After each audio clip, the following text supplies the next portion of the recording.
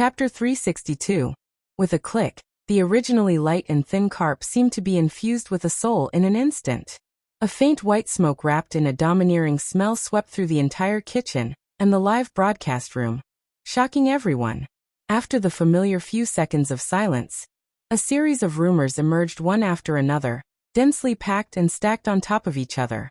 If not, they would almost cover Su Yiyan's face. This fish is amazing. I'm crying while eating. This fish is so delicious. It's fragrant and tender. Every time I watch the host cook fish, I have an inexplicable feeling of being in a trance. It's obviously the same fish and the same cooking method. Why is it that the fish I cook is not as delicious as the host's? What I lack is this fish and these hands. What I lack is the host. I really didn't expect a fish to be cooked in so many different ways. The previous braised fish was more fresh and fragrant, but this one is different. The outside is charred and crispy, but the inside is very sweet, fresh, and tender. It also has a sweet taste. It should be because of the Gastrodia elata. All in all, it's not fishy at all. It's not greasy at all. I worship the boss above. He completely described the essence of this dish. After eating for a long time, I can only squeeze out 2 words: delicious.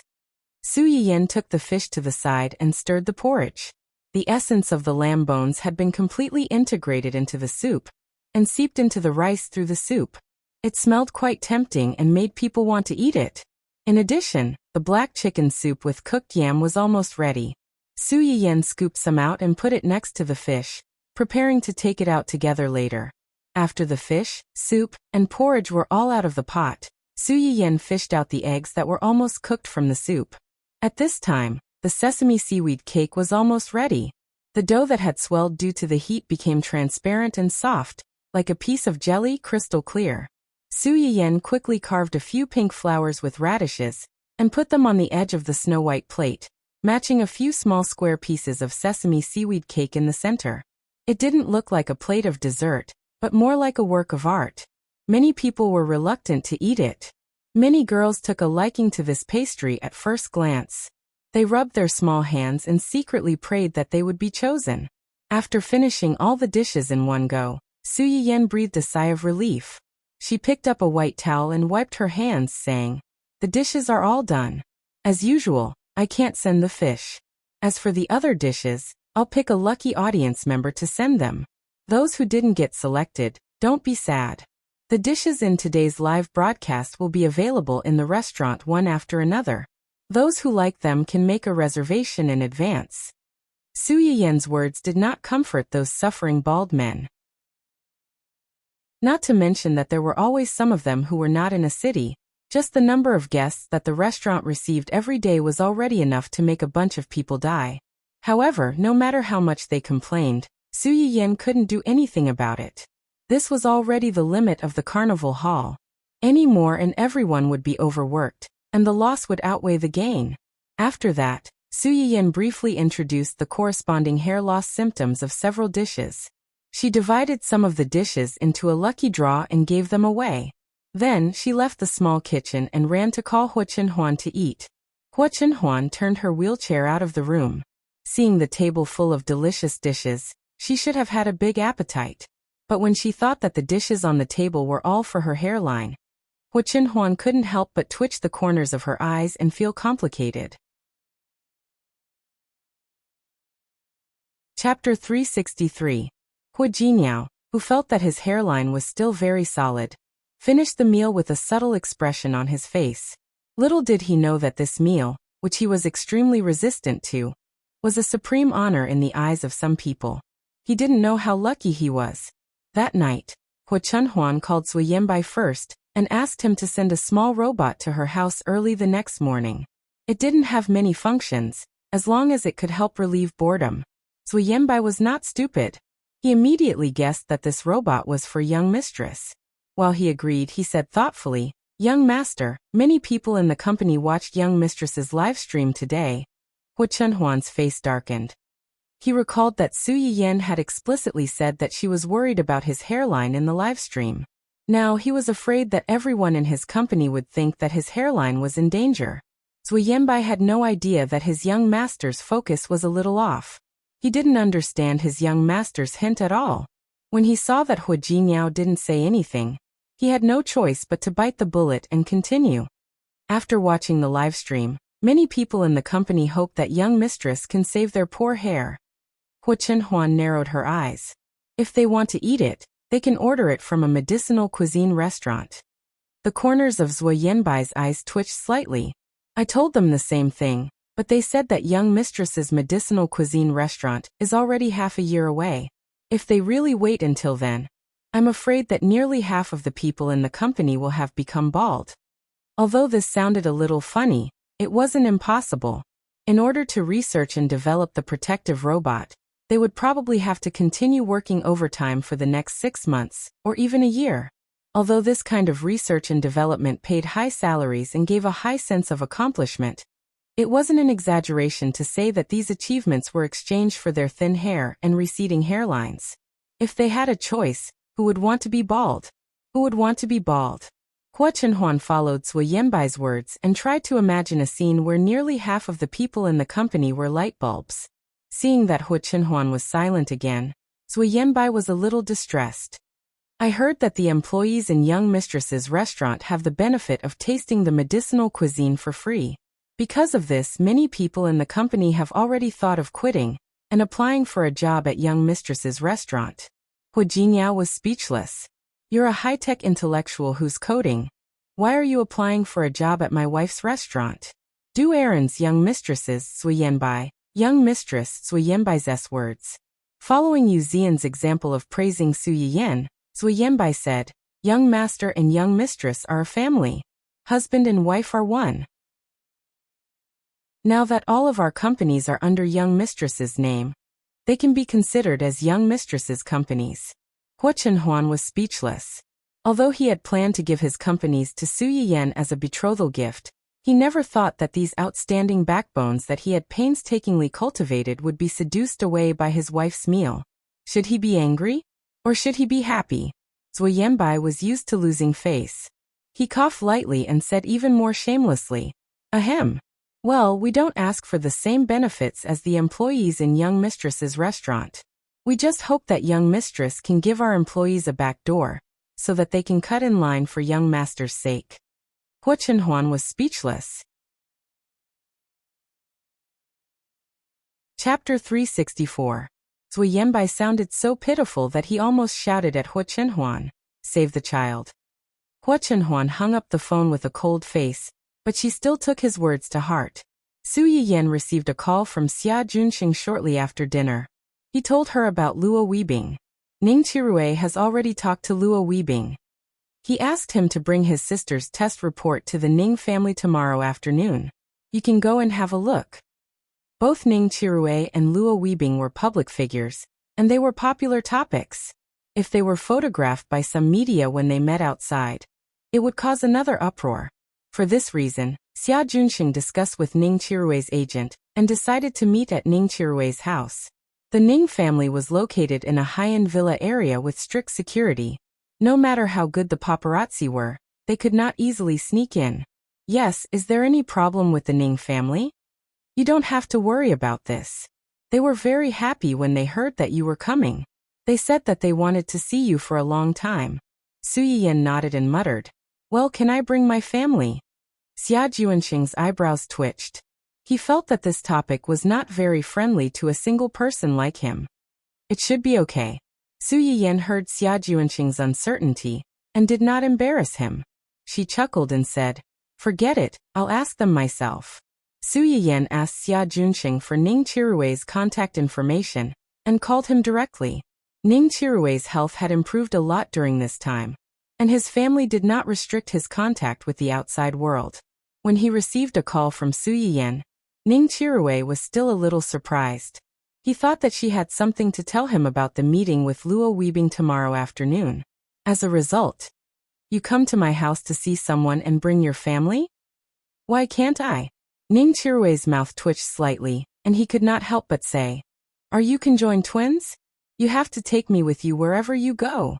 Su Yiyan said shyly and confidently, Oh, we are newlyweds. Naturally, we don't want to be separated for a moment. You're still young, so it's normal that you don't understand. Ning Chirui. What did she mean by, I'm still young, so it's normal that I don't understand? Is she mocking me for being young and not having been in a relationship before? But screw you. You're the one who's young. Your whole family is young. I'm not young. So do you agree or not? I'm just bringing a family member. It's not like I'm staying at your place for dinner. Do you have to be so stingy? Ning Chirui almost exploded in anger. What did she mean by not leaving food at my house? Was that what he cared about? However, when he thought about how much food he had eaten during this period of time, Ning Chirui suddenly became weak. In the end, he snorted coldly. If you want to come, then come. Is there anyone stopping you? But be careful. Please don't do anything inappropriate in public. Alright, if there's nothing else, I'm hanging up. I'm a patient and need to rest early. After Ning Chirui finished speaking, he did not wait for Su Yiyen's reaction and ended the call. Su Yiyen was stunned for a while before she reacted. What do you mean by please don't do anything inappropriate in public? When did Chen Huan and I? Su Yiyen was both angry and amused, but in the end, she could not do anything to him. She could only secretly think that she would go over tomorrow and give him 2 more injections. Ning Chirui, who had no idea that his cheap mouth had caused another disaster for himself, suddenly felt a chill down his spine. He had a faint premonition that there seemed to be a wicked person who wanted to harm him. Chapter 365. After dealing with Ning Chirui, Su Yiyen got up and looked around. She frowned slightly as if she had sensed something. She felt that she seemed to have forgotten something. Su Yiyen walked around the house a few times, but could not remember what she had forgotten. She had no choice but to give up. Forget it, she would think about it later. At that time, a certain child, who had unfortunately been forgotten by the 2 adults in the Su family, looked at the dark night outside the window with a sad face. Little Dundun, don't be afraid. Yinyan doesn't want you anymore, but I'm still your uncle. Come, I'll take you to take a bath. We can go to bed after you're done bathing. Su Yuxuan squatted in front of Dundun and revealed the legendary weird uncle's smile. Dundun's dull eyes finally reacted after hearing the word bath. It kicked forward with its short legs and kicked Su Yuxuan's handsome face with a force that did not match its small body. Then, while Su Yuxuan was still in a daze, it ran away with its short legs. Su Yuxuan was stunned for a few seconds before he reacted. He hurriedly got up to catch Dundun. Hey, don't run, come back. Woof woof woof woof woof woof. It would be stupid if it did not run at this time. It was not stupid. Just like that, one ran and the other chased. The Su family was still in chaos and lively in the middle of the night. The next morning, Zui Yanbai personally sent the little robot to the door. When he saw Hua Chenhuan, his eyes were full of pleading and longing. Hua Chenhuan was speechless. Su Yiyen did not know about the little episode between the 2. As soon as he learned that Zui Yanbai had sent the little robot over, he immediately ran down from upstairs and said excitedly, "Is this a smart little robot? Let me see." Zui Yanbai quickly moved aside, allowing Su Yiyen to clearly see the little robot's true appearance. It was a little robot about 1 meter tall, and every part of its body looked round. Its head was round, its hands were round, its feet were round, and even its small body was round. It looked like an enlarged version of a glutinous rice ball. Su Yiyen's eyes lit up. She immediately fell in love with this cute little guy. Does it have a name? No, the robots that haven't been sold yet don't have names, only numbers. It's convenient for customers to name the robots themselves after buying them. The serial number of this robot is 001. 001. Su Yiyen was startled and immediately thought of a certain system. System, look at her. She's so cute. Unlike you, who often can't even squeeze out a word after poking for a long time. Su Yiyen was just routinely teasing the system, and he did not expect it to respond. Unexpectedly, the next second, he heard a familiar mechanical voice. "Host, please do not compare the system with such a low-level robot." It was clearly a rigid statement, but Su Yiyen could hear a trace of disdain and annoyance in it. This was the first time Su Yiyen felt emotions from the system's reply. Although he was surprised, he could not help but feel a little more interested. His eyes turned slightly, and he looked at the little robot with a smile. It hasn't been turned on yet? How do I use it? Zui Yanbai did not say anything. Instead, he looked at Hua Chenhuan. Hua Chenhuan glanced at him, then took the initiative to bring up the control panel and press it. Su Yiyan could only see his fingers typing a bunch of things on the panel. It was so fast that there were afterimages. Following his movements, Su Yiyan's eyes widened, and his heart thumped. There was only one thought left in his mind. No wonder people said that men were the most handsome when they were focused. Her husband was really handsome. Chapter 366. Ding dong. The notification sound of the page opening successfully pulled Su Yiyan back from his infatuation. Give it a name. Hua Chenhuan turned to look at Su Yiyan with a hint of indulgence between his eyebrows. Me. The person who names it will be its owner. Su Yiyan was enlightened. He carefully looked at the little robot and muttered, Look at how round its body is. Why don't we call it Yuan Yuan? Hua Chenhuan. Zui Yanbai. The system. Su Yiyan even thought that the name was quite good. It fit the little robot's appearance and was catchy. What do you think? As long as you're happy. Therefore, this little robot that could not be bought with money was given a name so carelessly. However, the people around could not help but praise the person who named it against their will. It was a good name, a good name, a good name. The little robot. Weak, helpless, and pitiful. After Su Yiyan gave the little robot a name, he seemed to have thought of something and continued to harass the system. Do you want me to give you a name too? 001 or whatever it is sounds very perfunctory. The system. Compared to a name like Yuan Yuan, it felt that 001 was quite good.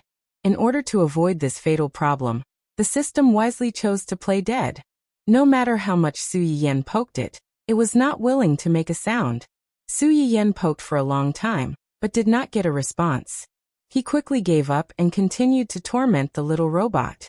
After entering the name, there was another notification sound. The little robot's big black eyes suddenly lit up, and its internal system finally started to operate. Hello, this is the intelligent little robot Yuan Yuan. From today onwards, I will serve you wholeheartedly. I hope that the owner will like me, love me, and treat me as a member of the family. After the rigid mechanical voice, it turned into a childish voice. Hello, Big Sister Master. I'm number 001 AI, Yuan Yuan. Don't be fooled by my small size. I'm very useful. Su Yiyan was startled by her cheerful tone and her tone, which seemed to be asking for credit. She looked at Hua Chenhuan and asked with a smile. Then what can you do? Yuan Yuan can carry the dishes, wash the clothes, clean the house, carry the table, change the light bulbs and build the manor. Su Yiyan listened to the little robot's childish voice as it said that it could carry a table and change light bulbs. For some reason, he felt like he was illegally hiring child labor. You're so capable. How much should I pay you a month? Master, you don't need to pay Yuan Yuan a salary. You just need to let Yuan Yuan eat her fill, and have the strength to work. Full. Su Yiyan was slightly startled. Do you mean to recharge your batteries? No need. As soon as Su Yiyan finished speaking, Hua Chenhuan added, It uses a solar panel. You just need to let it bask in the sun every day. Under normal circumstances, it can be used for 1 to 2 months after basking in the sun for 1 to 2 days. Oh wow. It could operate normally just by basking in the sun, and it could be used for 1 to 2 months. This was simply an extremely long standby. Thinking about it this way, even if this little robot couldn't protect its owner, it could still take on multiple roles. It could be a nanny, a pet, or even a playmate for children at home. It was simply a multi-purpose treasure chest. It was so much better than those little pets that always gave their owners attitude and ate a lot. Dun Dun, who was caught off guard, was confused. Chapter 367. It's fine as long as it's full. What a low requirement. At the very least, it should be enough to eat and wear warm clothes. How about this? I'll ask Uncle Zhang to prepare a few small clothes for you to change into so that you can wear them to work every day. You can change out of them when they get dirty, okay? Roly Yuan's round eyes instantly turned into crescents, and its tender voice was tinged with pure joy. Okay, Roly Yuan will be responsible for washing the dirty clothes that you change out of. Its crisp voice coupled with its round shape really made people want to hold it in the palm of their hands and give it a few kisses. Do your own things. Roly Yuan is so obedient. As Su Yiyan spoke, she seemed to have thought of something and frowned. But Roly Yuan, are you a boy or a girl? Huo Huan puffed. Zui Yanbai couldn't help but laugh out loud. Then he was rewarded with a cold glare by his young master. He was so scared that he shivered and lowered his head to hide the smile on his face. Su Yiyan didn't seem to care. She only raised her head and looked at Huo Huan in confusion. In her opinion, this little fellow was a product of Huo Huan's company, so Huo Huan should have some say in this matter. Cough, robots don't have a clear gender. If you like girls, dress it up as girls. If you like boys, dress it up as boys. As soon as she finished speaking, Roly Yuan continued, Roly Yuan can be a girl or a boy, depending on master's needs. I can do anything. Su Yiyan. What kind of heartwarming little angel was this? Then it's better to be a girl. You can wear all kinds of little dresses. Su Yiyan looked at Roly Yuan and felt that it would be more convenient for it to wear dresses. However, Huo Huan and Zui Yanbai didn't think so at all. The two of them looked at each other. They inexplicably suspected that the reason why the short-legged robot liked to wear lace dresses was not because of its personal preference, but because of its master, Su Yiyan. Su Yiyan didn't know what the two of them were thinking. After confirming the gender of the little robot, it would take some time for someone to send some children's clothes over. She rolled her eyes and turned into the small kitchen. Seeing this, Zui Yanbai couldn't help but whisper to Huo Huan. Young master, is young madam raising 001 like a child? Although Huo Huan thought the same, she still scolded coldly. What 001? It's called Yuan Yuan. Zui Yanbai. Alright, whatever you say. As long as you're happy. Su Yiyan went to the kitchen to find an apron that she usually wore, and put it on Yuan Yuan. The short skirt fit Yuan Yuan's body just right above his little round penis, and it was surprisingly fitting. The cute snowman pattern in the middle of the apron also looked very compatible with Yuan Yuan. Su Yiyan looked it up and down and said with satisfaction, not bad. I'll make do with it today. I'll change you into a beautiful dress tomorrow.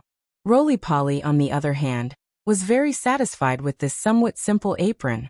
There was even a faint blush on her cheeks. Yuan likes small skirts. Su Yiyan smiled. Is that so? It seems that Yuan Yuan is indeed a girl. In the future, master will change Yuan Yuan's salary into small skirts. Yes. The pitiful and forgotten Zai finally returned home under Su Yuxuan's escort. When it saw this scene, it was as if it was struck by lightning. What a heartless master. It had only been a day since it left home, and he already had a new lover. Chapter 368. Dundun was like a grieving wife who had caught her husband secretly meeting with a mistress. Its little penis was kicking as it struggled to escape from Su Yuxuan's embrace. Su Yuxuan was shocked. She wanted to hold it down, but she was worried that she would injure it severely. In a fluster, it quickly escaped. As soon as Dundun broke free from Su Yuxuan's embrace, it immediately ran in the direction of the little robot, barking as it ran. Dundun! Su Yiyan was stunned for a moment. When she saw Dundun flying towards the little robot, she subconsciously stood in front of the little robot to prevent Dundun from pouncing on the little robot. Unexpectedly, in the next second, she heard a familiar mechanical voice behind her. An attacking object has been detected. It is recommended that you immediately expel it. Expel. Before Su Yiyan had time to understand what this meant, she saw the little robot's cute little round hand suddenly retract. When it reappeared, it had become a hand-shaped paddle? Pa. Woof. Dundun, who was originally aggressive and wanted to take down the mistress, flew out in a parabola and let out a terrified scream. Huo Huan. Zui Yanbai. Su Yuxuan, who had rushed in to try and stop Dundun. Dundun! In the end, Su Yiyan, the biological mother, was the first to react. She screamed and ran over to check on Dundun's situation. Fortunately, it was lucky. After it was sent flying by Yuan Yuan, it just happened to plunge into the grass outside the door, and not into the rose bushes next to it. When Su Yiyan dug it out from the grass, it only had a few leaves on its body and its fur was dirty. The whole dog was dizzy and couldn't stand steadily, but its life was not in danger. Su Yiyan picked up Dundun and checked it from head to toe. After making sure that it was really fine, she heaved a sigh of relief and lowered her head to poke its little head. You, what should I say about you? Didn't I tell you not to pounce on others casually? Woof, Dundun let out a pitiful cry, looking at Su Yiyan with eyes full of complaints. Not only did you leave your little darling outside, you even found a new lover. It was one thing for him to have a new lover, but at this time, he was actually criticizing him for his new lover? You heartless master. Dundun was filled with grievances when the little robot ran over and asked its master. Detected an aggressive life form. Do you want to expel it? Su Yiyan was slightly stunned. Only then did he understand what the little robot meant by banishing the dog. He laughed and said, "This is our family's dog. We can't banish it." Yuan Yuan received the order and ding dong, master's pet dog. Information has been backed up. No need to expel it. Yuan Yuan carefully and conscientiously checked the surrounding dangerous creatures for its master. But it didn't know that this action once again poked Dundun's sensitive little heart. This shameless little fairy not only charmed its master, but also wanted its master to chase it away. If this could be tolerated, what else could be tolerated? Woof woof woof woof woof woof. Dundun struggled to bare its teeth at Yuan Yuan, struggling to pounce on it. Yuan Yuan's dimmed eyes lit up again with a faint light. Detected that this dog is aggressive. Do you want to punish it on the spot? Punish? Su Yiyan couldn't help but gasp. What do you want to do? Kill it on the spot and make it into a dog meat hot pot. Chapter 369. Su Yiyan looked at the dog and robot who were like fire and water. She helplessly held her forehead and felt a headache coming on. She reached out and patted Dundun's head, then rubbed its fur. She gently advised, Dundun, be good. This is Yuan Yuan, the new member of our family. You two have to get along well, and be harmonious and friendly. Don't fight. When Dundun heard Su Yiyan's words, it did not continue to yell at Yuan Yuan. However, it suddenly turned around and faced Yuan Yuan with its butt. It was clear that it would not cooperate unless there was violence. There was absolutely no possibility of peaceful coexistence. Su Yiyan rubbed her aching head and sighed helplessly. Hua Chenhuan held her hand and comforted her. Maybe it's because there's suddenly an unfamiliar thing in the house. It'll be fine after a few days. I hope so. What is this? A robot? When the two heard the familiar voice, they subconsciously turned their heads, and only then did they notice Su Yuxuan standing at the side. Brother? When did you come? Su Yuxuan was a little dissatisfied with his sister's neglect. He coldly snorted and said, I came with this little guy. You left it at home yesterday. This little heartless thing used to stay at home when you were at home. Now that you're married, this little fellow has also turned against us. He's been jumping up and down the whole night, wanting to find you, causing a huge commotion in our house. Look at the dark circles under my eyes. It was all caused by this little bastard last night. Su Yiyan listened to her brother's complaints, and a rare look of embarrassment appeared on her face. No wonder she kept feeling that she had missed something last night. It turned out that she had left this little thing at home. I talked to my aunt yesterday and left Dundun at home. This little guy has been quite restless recently. Thank you for your hard work last night. Su Yuxuan sighed and did not continue to dwell on this issue. Instead, he turned his attention to the little robot at the side. This little thing is a robot. Intelligent? Su Yiyan did not say anything. Instead, she glanced at Hua Chenhuan.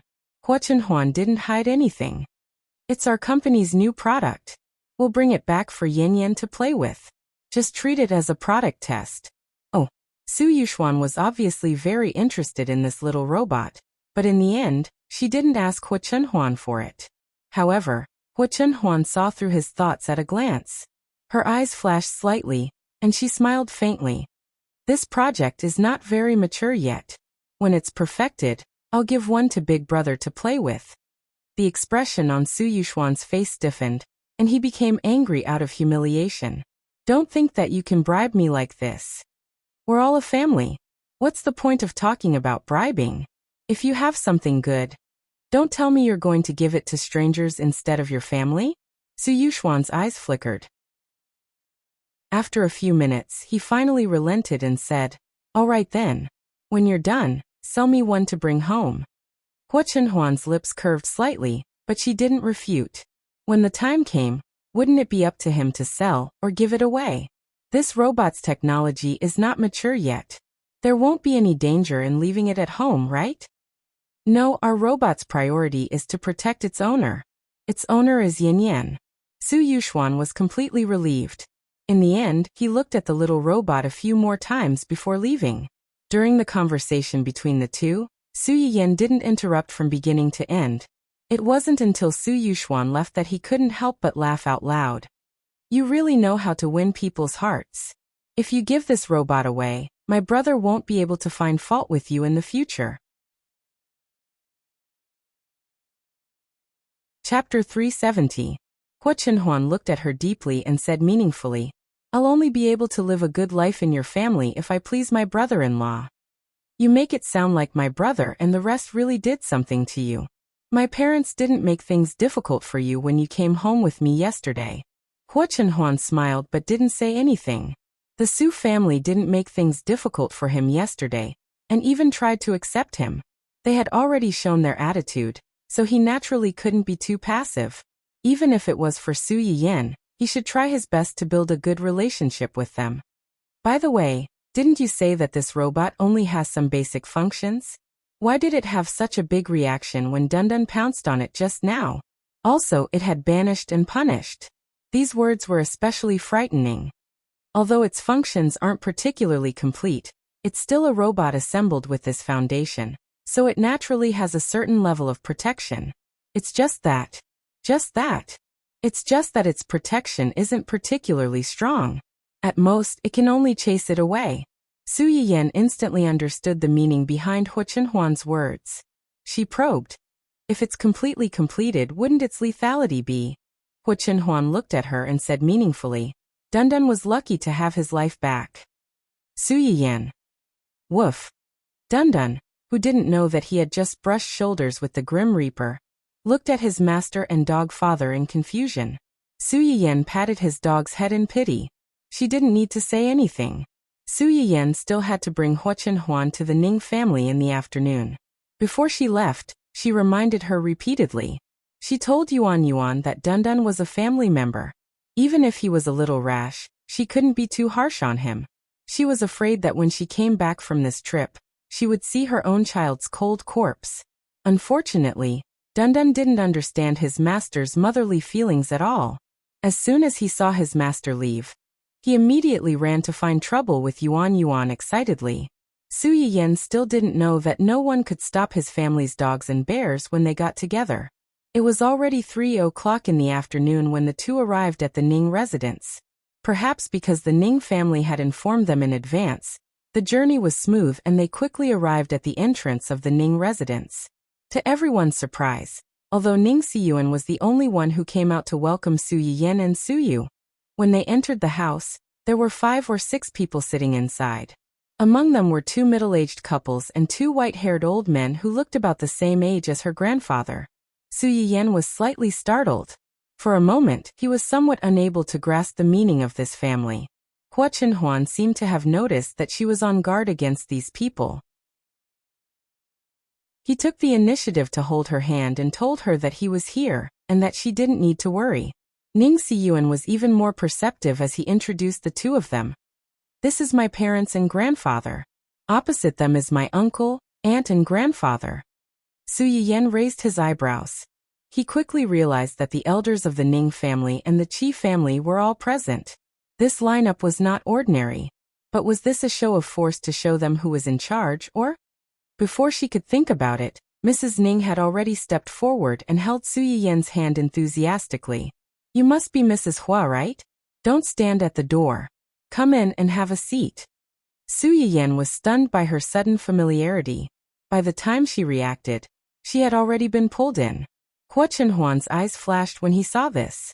He politely declined Ning Siyuan's help and turned his wheelchair to Su Yiyan's side. He looked coldly at the two families to see what they were up to. Chapter 371. In fact, the two of them really thought too much. The reason why the Ning and Qi families had gathered here was mainly because they wanted to see the two of them. When we heard about Ruerue's condition from Siyuan, we've always wanted to see you. However, Ruerue's illness really made us feel a little overwhelmed.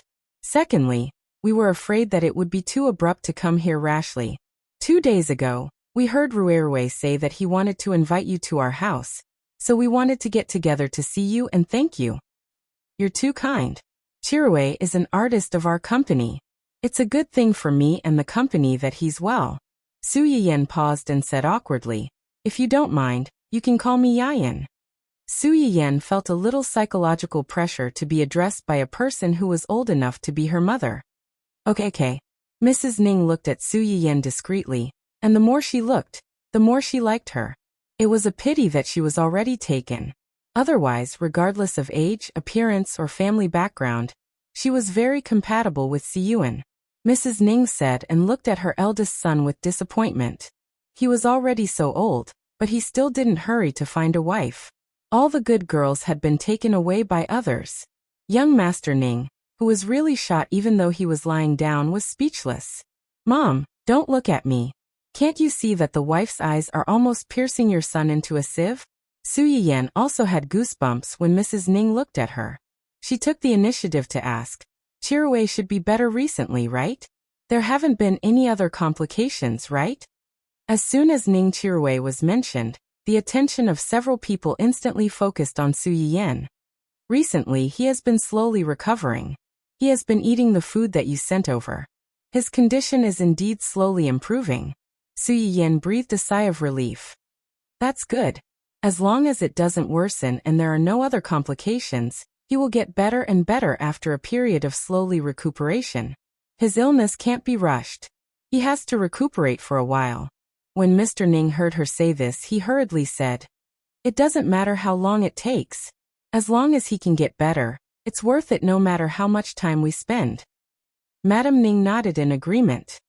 That's true. At this time, the old man sitting opposite her suddenly said, I heard that you used acupuncture to treat Chirue.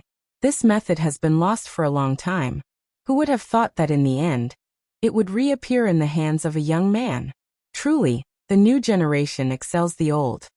Su Yiyan was slightly startled, but she immediately realized that Yi Qiliang had approached her, because he had accidentally heard from Ning Chirue's grandfather that she had treated Ning Chirue. Now that this old man mentioned this, it was not strange. It just so happens that I have some books about this at home, and it just so happens that I have some interest and talent in this area, so I took advantage of it. You don't have to be modest.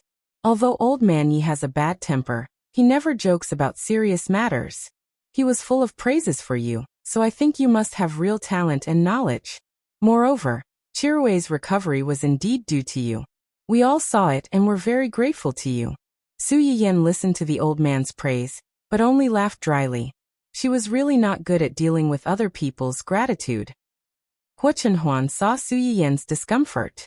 Her eyes darkened slightly, and she suddenly interjected. You all gathered here so cautiously. It shouldn't be just to thank Yin Yan, right? Chapter 372. As soon as Hua Chenhuan said that, the room fell silent. The smile on Mrs. Ning's face froze for a moment.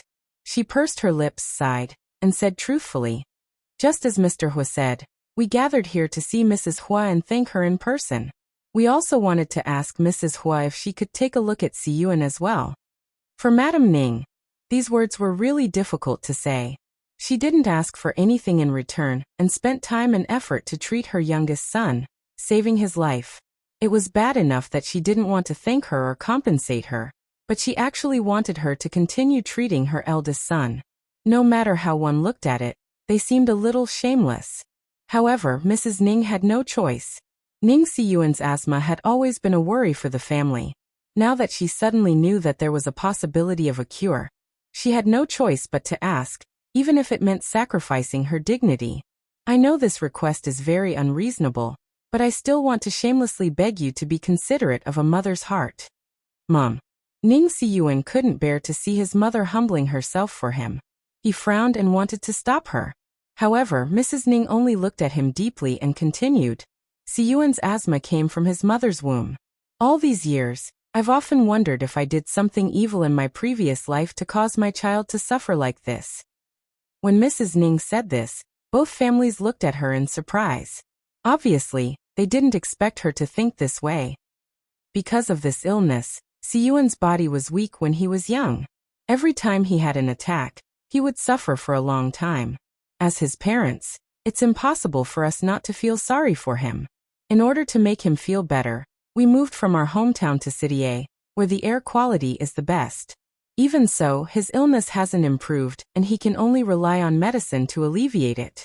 Every medicine has its side effects. What really broke Mrs. Ning down was that they were already worried sick about their eldest son's illness. Their healthy youngest son suddenly fell ill.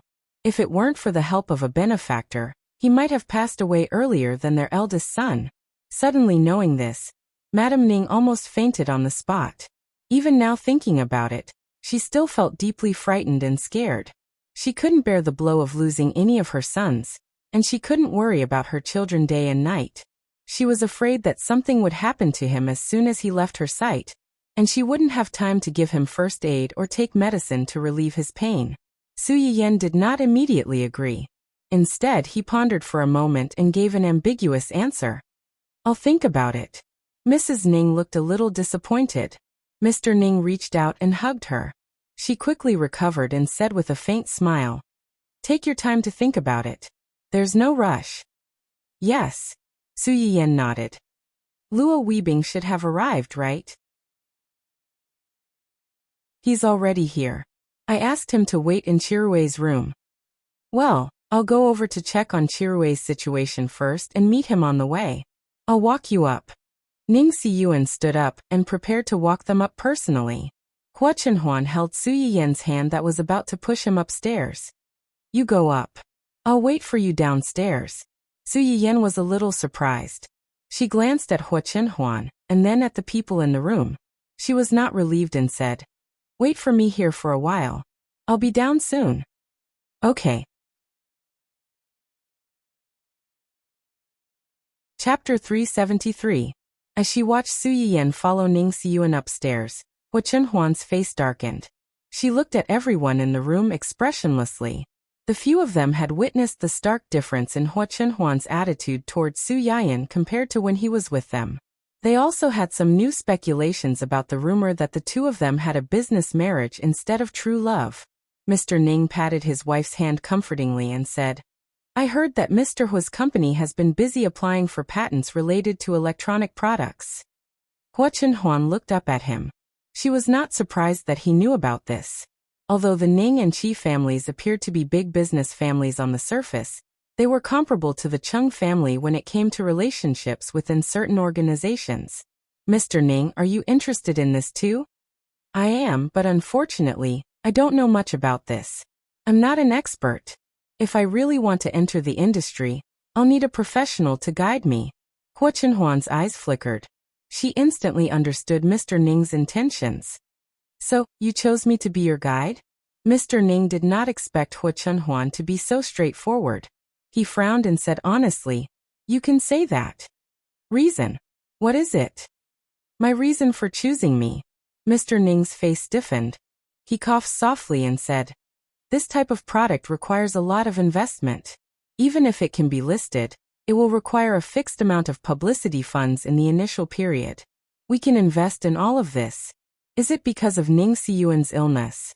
Hua Chenhuan saw through their intentions. "You want me to persuade Yin Yan to agree to treat Ning Siyuan through investment?" Yes. This was the only way they could think of to repay Su Yiyan. "I refuse." Mr. and Mrs. Ning were shocked. "Mr. Hua, you can think about it. I won't force Yin Yan to do anything that she doesn't want to do. But, if she agrees to treat Ning Siyuan today, She will treat him even if you don't cooperate with me. On the other hand, if she's not willing to treat Ning Siyuan, even if you work with me, I won't ask her for benefits. Madam Ning looked anxious. She wanted to say something but was stopped by Grandpa Qi. Shuang heir. Qi Yushuang pursed her lips and lowered her head in disappointment. The two elders, who had the most authority, looked at each other and thought highly of Hu Chenhuan. It was Yao Hui and the others who were rude. Even without your wife, the prospects of your company's products are still very promising. Hu Chenhuan met Elder Ning's gaze. Her eyes were deep and she didn't say anything. Su Yiyan did not know what had happened downstairs after she left. She followed Ning Siyuan up to the second floor, and soon arrived at Ning Chirue's room. As soon as he opened the door, he could see the furnishings inside. In order to store the medical equipment in the already spacious room, the room next door was forcibly opened, and the two rooms were combined into one. Not only were there one or two medical equipment in the room, but there were also all kinds of furniture and game equipment. Su Yiyan's mouth twitched. Ning Siyuan stood next to her and understood her thoughts at a glance. He said awkwardly, Chirue can't go out during this period. It's too boring to be alone in the room. He's not a quiet person. Su Yiyan was speechless. You don't have to explain. How could your brother be so unrestrained while recovering from his illness? Did he forget that he was still a patient?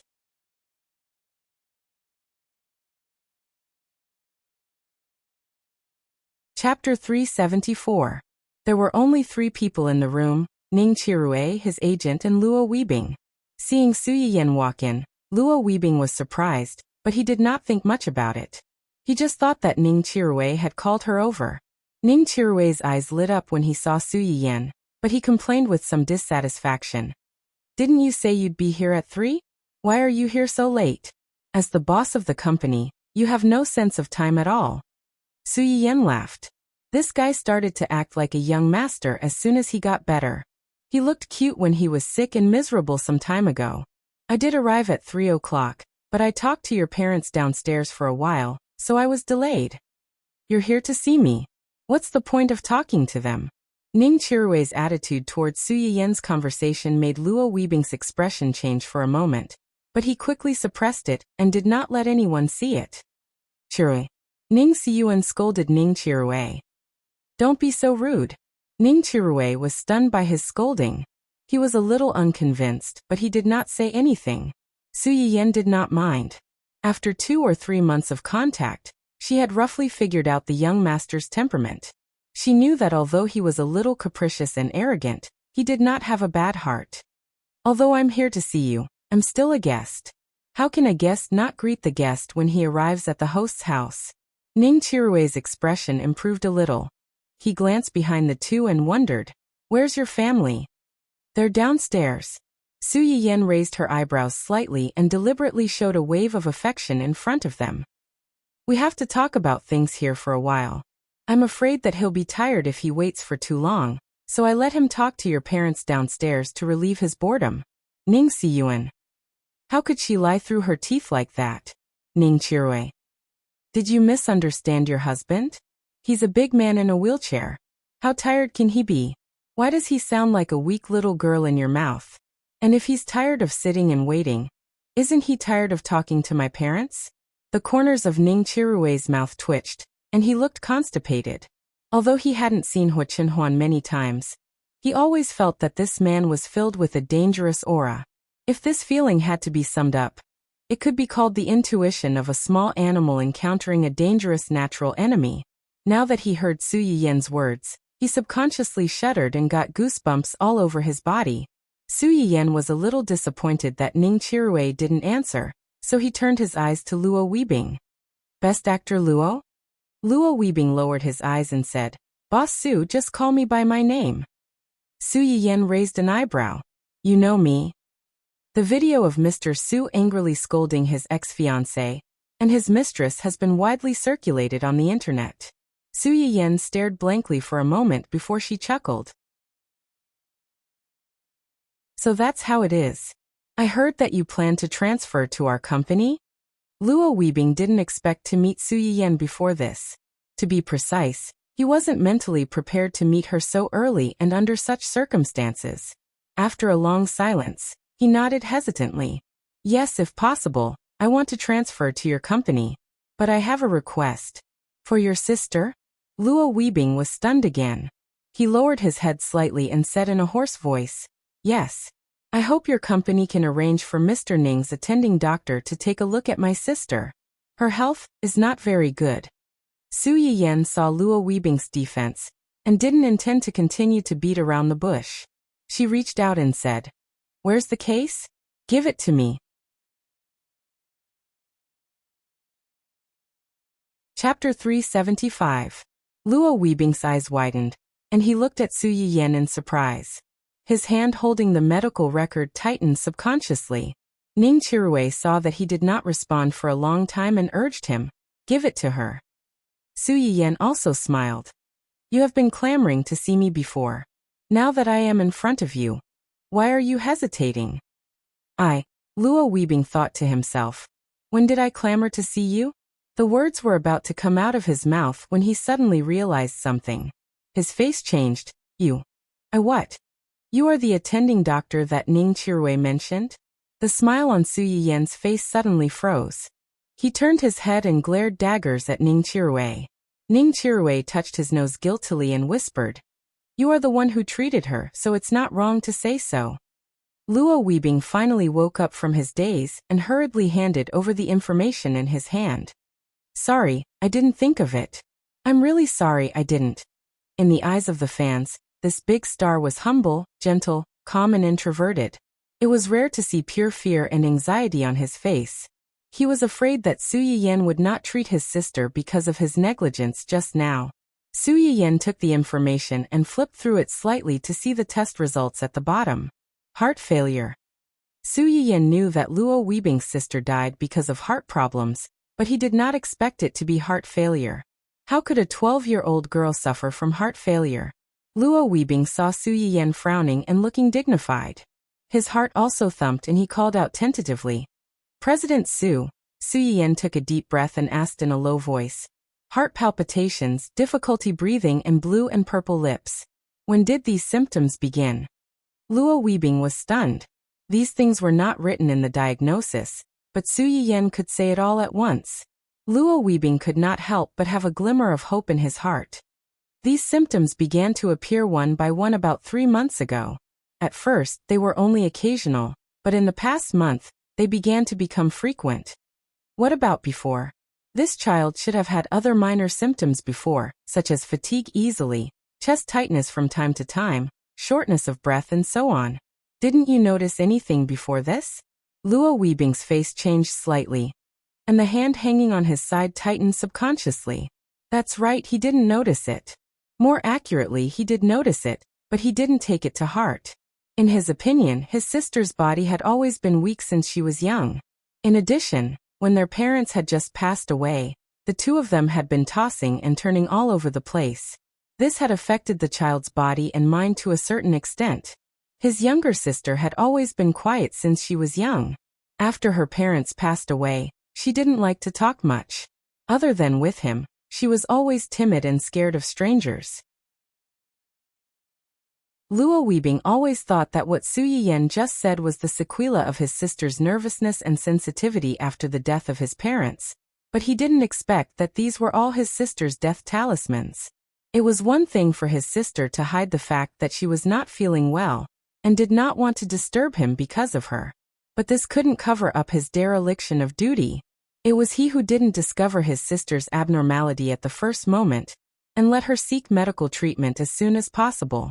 If something happened to his sister because of this, he was afraid that he would never forgive himself in his life. Su Yiyan obviously thought of this. He sighed and said, Forget it. It doesn't make sense to say this now.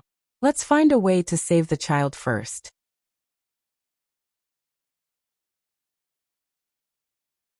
Chapter 376. When Luo Weibing hears Su Yiyan's words, he immediately looks forward to it.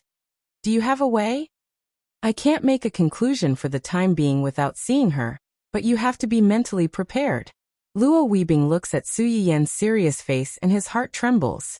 He is afraid of getting a terrible answer. What? This disease is not easy to cure. Although it can be prevented to a certain extent, it may not be completely cured.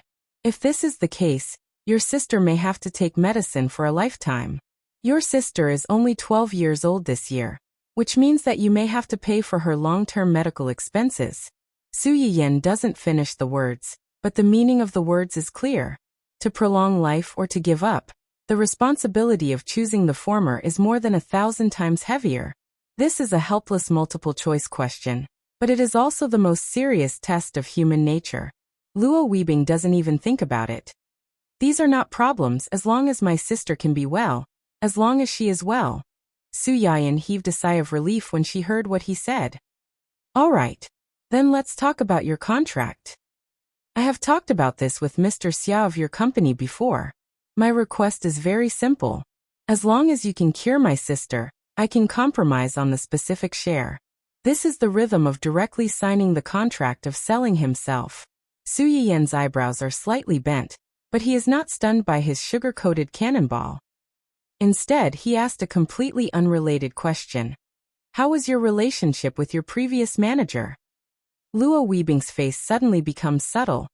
Not very good. Su Yiyan is amused by his words.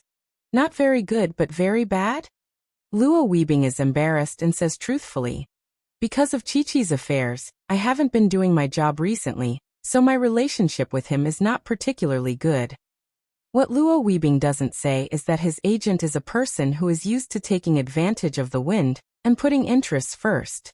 He has done a lot of dirty things. When he first signed in that company, he thought that he had a good luck and had a way out, but the reality slapped him hard. In order to save a female artist who was also a pimp, Luo Weibing offended a powerful department leader in the company. He was slandered and kept in cold storage for more than 2 years. During that time, Luo Weibing not only lost his source of income, but also was repeatedly found trouble.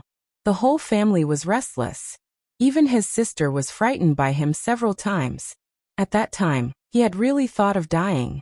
But when he thought of how young his sister was without him taking care of her, there would only be one outcome for her. So he had no choice but to grit his teeth and persevere. As for his manager, not only did he not lend him a helping hand at that time, he even stepped on him a few times out of fear that he would be held accountable for his actions in order to please the team leader. Later on, he was spotted by the director of a small web drama. Because of his cameo, he was given a chance to play the second male lead in the drama. No one expected that such an inconspicuous director, such an inconspicuous web drama, the male and female protagonists were not popular, but Luo Weibing, the second male lead, was unexpectedly popular. Luo Weibing felt that his luck in his life might have been used at that time. When he suddenly became popular, the company was just in a state of shortage. Suddenly, there appeared an artist who could be supported. Even if the former department leader fanned the flames behind his back and tried his best to prevent the company from cultivating him, he still couldn't win.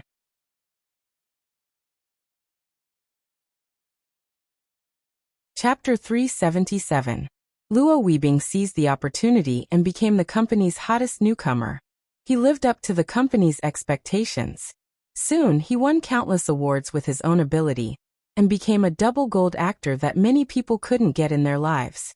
His manager had returned to his side once again, trying to curry favor with him and coerce him into doing so. Luo Weibing was already disappointed with this agent and the company at that time. It was just that it involved the contract, so he had to stay in the company. Even if Luo Weibing didn't say it, Su Yiyan could probably guess some of it. There were only a few reasons why agents and artists had conflicts. Looking at Luo Weibing's face, she was afraid that it was not as simple as him taking less work recently. Does he have anything on you? I don't think so. Luo Weibing thought of that person's virtue and frowned slightly. But with his personality, maybe he will make something out of nothing. Su Yiyan's eyes darkened slightly, and she said with a smile, "This is troublesome. We are such a small company. If we really fight with your original agency." As soon as Luo Weibing heard her words, he immediately became anxious.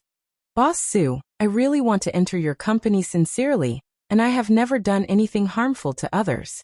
Yoop! Su Yiyan couldn't help but laugh out loud. Okay, I didn't say that I don't want you. Let me finish. Luo Weibing pursed his lips and looked at her eagerly, but she said proudly in the next second, our small company may not win against your former agency, but my husband is rich. With his help, no one can touch the people in my company. Luo Weibing, the others in the room. Will you die if you don't show off your love? Ning Chirue was annoyed by the public display of affection and said angrily, can't you be more promising? You look for your husband for everything. Su Yiyan heard this and sneered. I haven't seen you for a few days, and your mouth has become nimble again. Believe it or not, I will give you a few needles now. No matter how many needles you give me, I will say the same thing. Ning Chirue looked unconvinced. Am I wrong? You always bring up your husband. Can't you have a little backbone? Backbone? My husband and I are family. What's his is mine. If I don't hug such a big golden thigh and hold on by myself, that's not called having a backbone, that's called being stupid. Ning Chirue was speechless. Oh, how infuriating. But I couldn't refute it. This single dog was really anxious to death.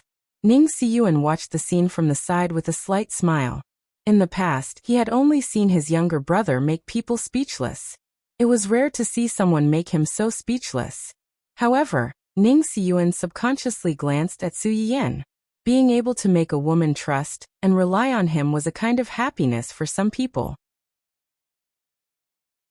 After defeating Ning Chirue, Su Yiyan proudly raised his chin and looked at Luo Weibing.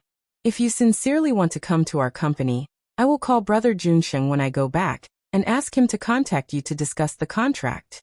But you have to be mentally prepared. I don't expect you to bring much benefit to my company, but I don't like artists who are disloyal to my company. Moreover, our company's contract year is more stringent. People like you must sign a 10-year contract at one time. Luo Weibing was stunned. He was 24 this year. 10 years later he would be 34. It could be said that he had signed the golden 10 years of his life in this circle.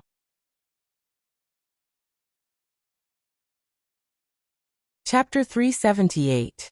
Su Yiyan glanced at him. What do you think? Do you need some time to think about it? No need. Luo Weibing said without thinking. As long as you can save my sister, I will sign the 10-year contract. That's good. Su Yiyan's eyes lit up slightly. You don't have to worry. I signed you to the company to make money. I won't treat you badly in terms of resources. As for your sister's medical expenses, I will deduct it from your salary. Ning Chirue told you that my treatment of him is an internal employee benefit. You will be an artist of our company after signing the contract. You can also enjoy the internal employee benefits. Luo Weibing was slightly startled and then couldn't help but laugh. I understand. I will talk to Mr. Xia as soon as possible. Okay. Luo Weibing's sister was still in the hospital. Luo Weibing was worried about leaving for too long. After confirming his work with Su Yiyan, he left first. When leaving, Ning Chirue suddenly asked Ning Siyuan to help send Luo Weibing off. Although Ning Siyuan was puzzled, he did not say anything and took Luo Weibing downstairs. As soon as the two left, Su Yiyan turned around and asked Ning Chirue, you deliberately sent your brother away. Is there anything you want to say to me? Ning Chirue stiffened and said uncomfortably, what did my parents talk to you about just now? What do you think they talked about with me? Is it related to my brother's illness? You actually know about it.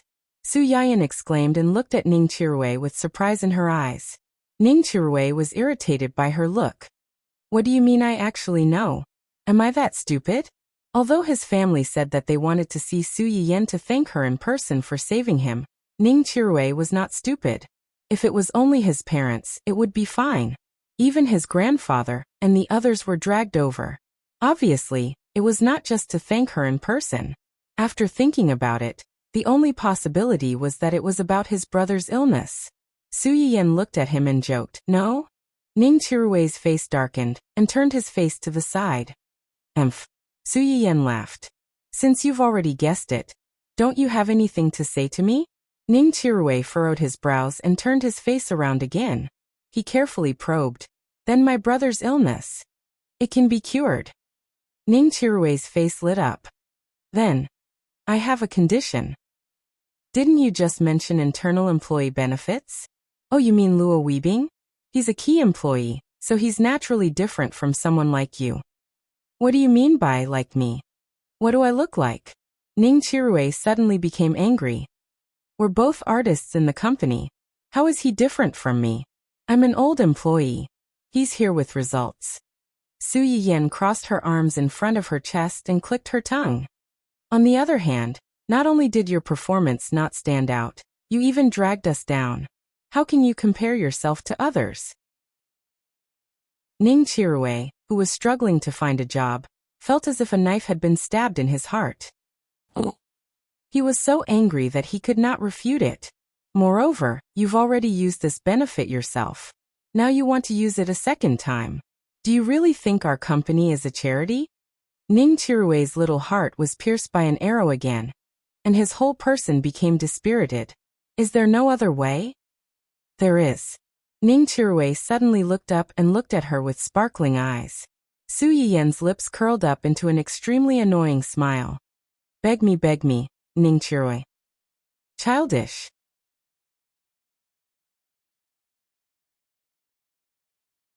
Chapter 379. Ning Chirue was stunned for a few seconds and became angry. I'm not joking with you. I'm not joking with you either. Su Yiyan blinked innocently. Ning Chirue froze. He stared at Su Yiyan for a while and finally gave in. Avoiding Su Yiyan's eyes, he whispered, Will you really agree if I beg you? You can try. It depends on my mood. You. Ning Chirue exploded again. The two continued to stare at each other. After a few seconds, Su Yiyan held back her laughter and said, So, are you begging me or not? If you're not begging, I'm leaving. Su Yiyan pretended to leave. Ning Chirue was anxious. Wait. I beg you. Ning Chirue's voice was not much louder than a mosquito. Su Yiyan's eyes flashed slightly. What? I didn't hear you. Ning Chirue glared at her fiercely. Please cure my brother. Is this okay? Su Yiyan could not hold back and laughed. You begging someone is like seeking revenge. So, are you going to save him or not? Let me ask you a question first. After you recover, do you still want to stay in the entertainment industry and continue to be a small star? Ning Chirue was stunned. Just say whether you want to or not. I want to. I'm not a person who gives up halfway. If I say I want to go back in glory. That's fine. You originally signed a 3-year contract, right? You can renew it with Luo Weibing for a few years and make it a 10-year contract. Su Yiyan had already thought about it. These potential stocks must be secured in advance so that her company could develop as soon as possible. Ning Chirue was not stupid. After a few seconds, he quickly reacted and said angrily, Treacherous, childish, bastard, stingy Zhou Bapi. Su Yiyan let him scold him. How did he find this little bastard so amusing in the past? After scolding him for a long time, it didn't hurt or itch, and he couldn't think of a new word. After he finished scolding, Su Yiyan smiled and said, This is a lesson for you. In the future, don't listen to what others say. Otherwise, it's a small matter if you hurt yourself, but it's a big matter if you hurt your family. Ning Chirue's expression changed slightly. He knew that Su Yiyan was referring to his trust in Wen Jingping and his previous hostility towards her. Thinking about it from another perspective, if he was insinuated by someone for no reason, he would not repay evil with kindness and save the life of the person who instigated him. Fortunately, he had fallen ill right after he finished mocking Su Yiyan. Otherwise, he would have been brainwashed by Wen Jingping to the point that he believed her without a doubt. He really couldn't be sure what he would have done to Su Yiyan. That's right, it was brainwashing. Although he was sick during this period, he did pay attention to the storms on the internet. Naturally, he knew how much trouble Wen Jingping had caused after he fell ill. The more he read, the clearer his mind became. When he thought about it, he felt more and more that he had been possessed a few months ago. Why did he have such a good impression of a strange woman so easily? Why did he so easily believe all of her words and completely treat her as a victim? Even the slightest doubt was accompanied by a strong sense of guilt. Especially when he heard Su Yiyan say this, he couldn't help but feel scared. If he had really listened to Wen Jingping's words and done something substantial to hurt her with righteous indignation, Would she still save him? Would she still save his family?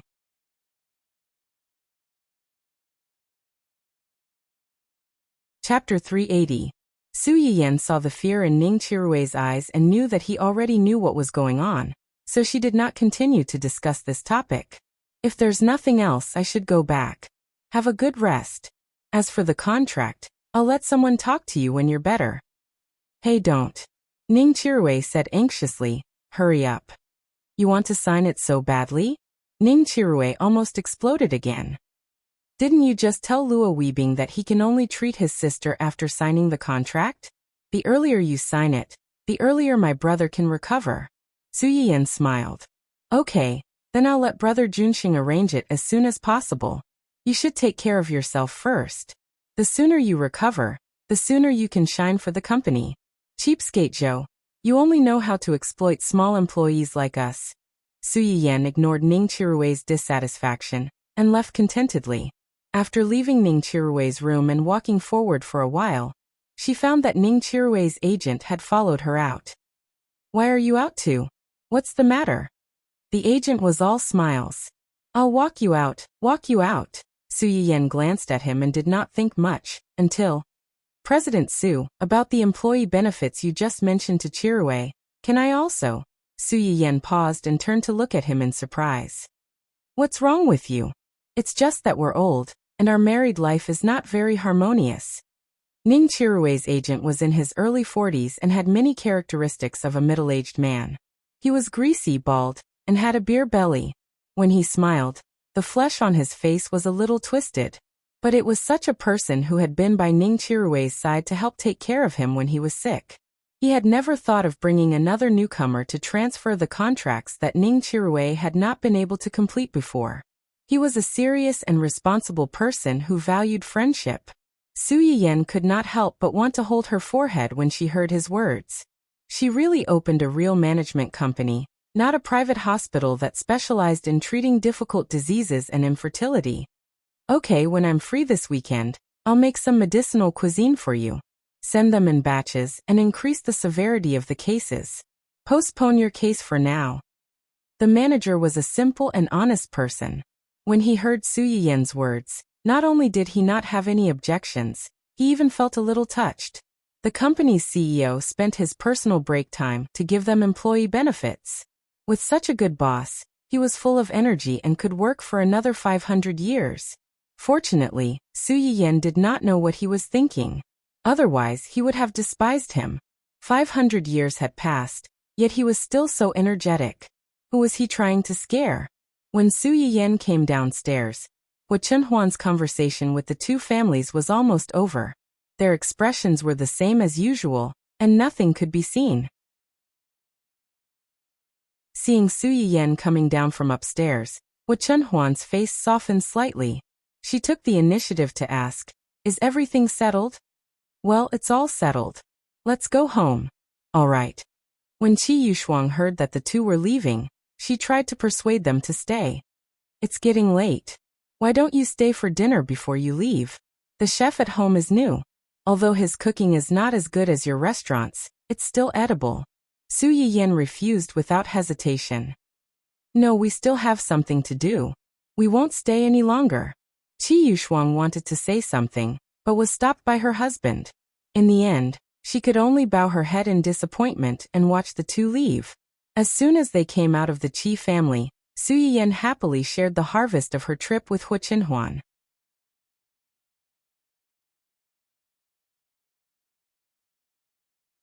Chapter 381.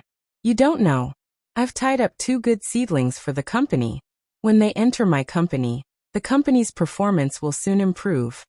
Wu Chenhuan looks at Su Yiyan's radiant appearance, a little happy and a little sour. Do you like them so much? They can help me make money. Of course I like them. You like money so much. Of course I have you to support. Although the companies you gave me made a lot of profits, no one would complain about having too much money, right? Listening to the tone of Su Yiyan's words, it was clear that she wanted to raise Wu Chenhuan as a canary. If someone else dared to say this, Wu Chenhuan would have been thrown into the sea to feed the fish. But when he heard Su Yiyan say this, he only felt his heart soften. The The subtle sourness from before also quickly dissipated completely. Su Yiyan didn't notice that her husband's jealousy came and went quickly. She was worried about how to arrange Luo Weibing. Luo Weibing could achieve this with his grassroots background. Needless to say, his strength and appearance were good. Such a money tree, if she didn't make good use of it, how could she be the boss of a company? However, because Luo Weibing had a high status, she couldn't abuse him at will. She couldn't put any messy resources on him. It was best to take the road of simple and high-class acting, and the company could help to package him. Now what needed to be considered was the agent and follow-up resources. The agent was simple. Previously, she had used Wen Jingping's incident to flare up and purged many problematic managers and executives in the company. Now most of the people left were honest people who were more dutiful but not stupid. It should not be difficult to choose one of them to lead the movie king. As for resources, do we have a spokesperson for the holographic game? Spokesperson? Hua Chunhuan was surprised. No. The first holographic game in the world, this gimmick alone was enough to attract a large wave of game fans. There was no need to attract any traffic at all. Therefore, from the beginning, they didn't intend to find anyone to endorse. But if the boss's wife asked for a spokesperson, it was not impossible to consider. You want an artist from your company to be the spokesperson for this game? Keep the goodies within the family. Su Yiyan had a sly look on her face. Can I? At the end of the month, Luo Weibing's contract with his brokerage company expired. One best actor and one best actress, their status is still enough. They won't let the game company suffer. As long as you're happy. It's settled then. Su Yiyan enjoyed the pleasure of nibbling on her husband. After solving the big problem in her heart, she thought about Ning Chirue's family. What did they talk about with you after I went up? Just some business matters. Business matters? They want to work with you? Yes. Is there nothing else apart from this? They didn't ask you to persuade me to treat Ning Xiyuan? Hua Chunhuan was slightly startled. At the same time, she felt that it was natural. Her Yin-Yan was so smart. How could he not guess what those people were thinking? Yes. Su Yiyan's interest was instantly piqued. What did they tell you? Before Hua Chunhuan could finish, Su Yiyan reminded him first. Don't lie. Don't hide anything. Hua Chunhuan choked and said helplessly, they want me to persuade you to treat Ning Xiyuan by investing in cooperation with me.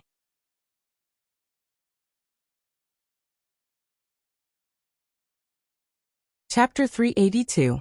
This result was within Su Yiyan's expectations. She was just a little absent-minded. After reading the so-called original novel, Su Yiyan only understood in hindsight. Hua Xiaofeng's family was obviously incompetent, and Wen Jingping was obviously just an ordinary woman with no family background. Hua Chunhuan spent so much effort to completely destroy these scumbags in her previous life. Now, because of her involvement, these two families not only did not stand on Wen Jingping's side, but also took the initiative to seek cooperation with Hua Chunhuan. Did this mean that a lot of the plot had changed? She and Hua Chunhuan, and even her family would not end in tragedy like in her previous life? Yin-Yan. Yin-Yan. Hua Chunhuan's low voice pulled Su Yiyan's attention back. Did you promise them? No. Su Yiyan was anxious. Why?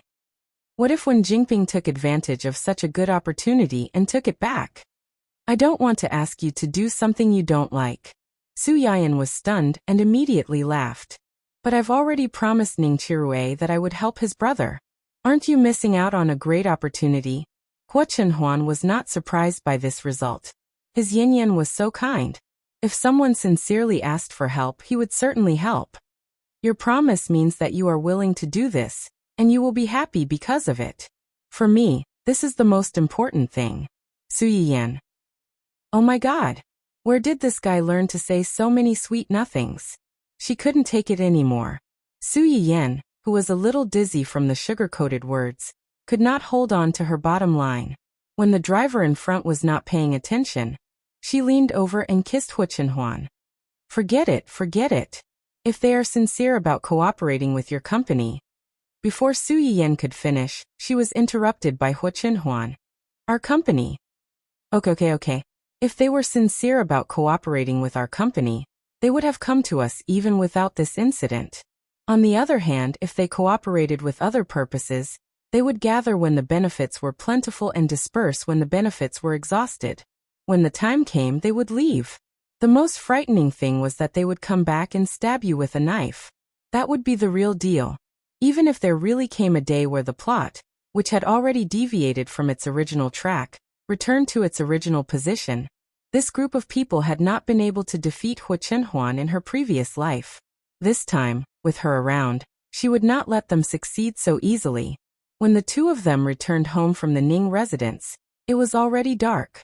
As soon as they got out of the car, they heard a burst of heart-wrenching dog barking, as well as the screams of men and women. The smile on Su Yiyan's face stiffened. She suddenly thought of something and hurriedly pushed Hu Chenhuan inside. By the time the two of them arrived at the house, the initial commotion had already subsided.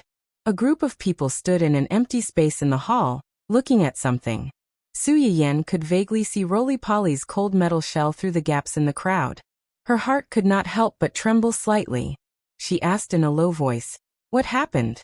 Hearing her voice, the people who were originally surrounding her subconsciously turned around and looked in her direction. Su Yiyan was also proud of the scene in the middle of the crowd. Roly-Poly was still wearing the little apron she gave it in the morning, but its little hands had turned into huge shiny scissors. About half a meter away from it, a pitiful bald cub had curled itself into a ball and shut itself in.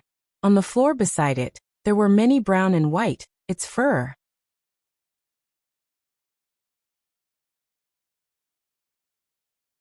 Chapter 383. Su Yiyan's face went blank for a moment. After a while, she finally found her voice. What's going on?" "Ahem." Uncle Zhang saw Su Yiyan asking and said truthfully, "After young master and young mistress went out, Dundun kept circling Yuan. It followed Yuan when she swept the floor, and when Yuan went out to mow the lawn, it also followed. It even harassed Yuan a few times, but it was basically just small fights. Therefore, they didn't take it to heart at first. They only thought that this little guy saw that there was a new companion in the house that could move, work, and talk, so it kept harassing it because it was curious. They didn't expect that this distraction would cause problems. We saw that they were playing well at first, so we didn't pay too much attention. But we didn't expect Dundun to get angry at this time, and keep pouncing on Yuan, trying to knock it down." Su Yiyan frowned. It wasn't that she didn't know about Dundun's hostility towards Yuan. She originally thought that this little guy would at least listen to her after nagging for so long. But now, it seemed that she was still taking it for granted. Dundun was quite fierce, but it wasn't as agile as Yuan. After Yuan dodged it a few times, it got angrier and wanted to bite Yuan's apron, so Yuan. Uncle Zhang's words were implicit, but Su Yiyan still quickly understood the ins and outs of the matter. In the end, this matter was that the brat found out that there was a new companion in the house, and it was afraid that it would fall out of favor. It was unhappy, so it tried its best to find trouble with its companion, wanting to put it in its place. But it didn't expect that its companion was a tough nut to crack. The brat didn't want to find trouble, but instead kicked an iron plate and got itself into trouble. When Yuan saw Su Yiyan, it was especially guilty and moved left and right on the spot a few times, probing, "Master, did Yuan do something wrong?" Su Yiyan's heart immediately softened when she heard its soft baby voice. Besides, it really couldn't be blamed for this matter. No, Yuan didn't do anything wrong. This is Dundun's fault. Master apologizes to you on behalf of Dundun. Roly-Poly's dark eyes lit up instantly, and he said cheerfully, "Master, you don't have to apologize to Roly-Poly. Roly-Poly didn't lose out. However, Master, can you not let it bite Yuan's little apron? The little apron was given to it by Master. Yuan likes it very much and doesn't want it to be bitten." Su Yiyan was stunned. She finally understood why the good-tempered Roly-Poly would suddenly do such a thing to Dundun. "Okay, Master will teach it a lesson and not let it bite your little apron again." Woof. The autistic Dundun realized that not only did his master not come to comfort him, but he even went to talk nicely to his new lover who had caused him to become like this. Dundan's heart sank. Sure enough, after losing its fur, it had become yesterday's flower. It had been completely defeated by this new little fairy. Why are you here? After knowing the ins and outs of the matter, and confirming that Dundan was not injured other than a few shaved patches of fur on its body, Su Yiyan quickly turned her attention to Ling Xiaoqi. Ling Xiaoqi touched her nose and laughed. I wanted to say that I didn't have anything to do this weekend, so I brought Huahua over to see you guys. I didn't expect to see you the moment I came over. Ling Xiaoqi was in a fit of anger that day, and anxiously called Su Yiyan over to bring Dundan back. After calming down for a few days, she realized that she had lost control of her attitude that day, and wanted to bring Huahua over to apologize to Su Yiyan.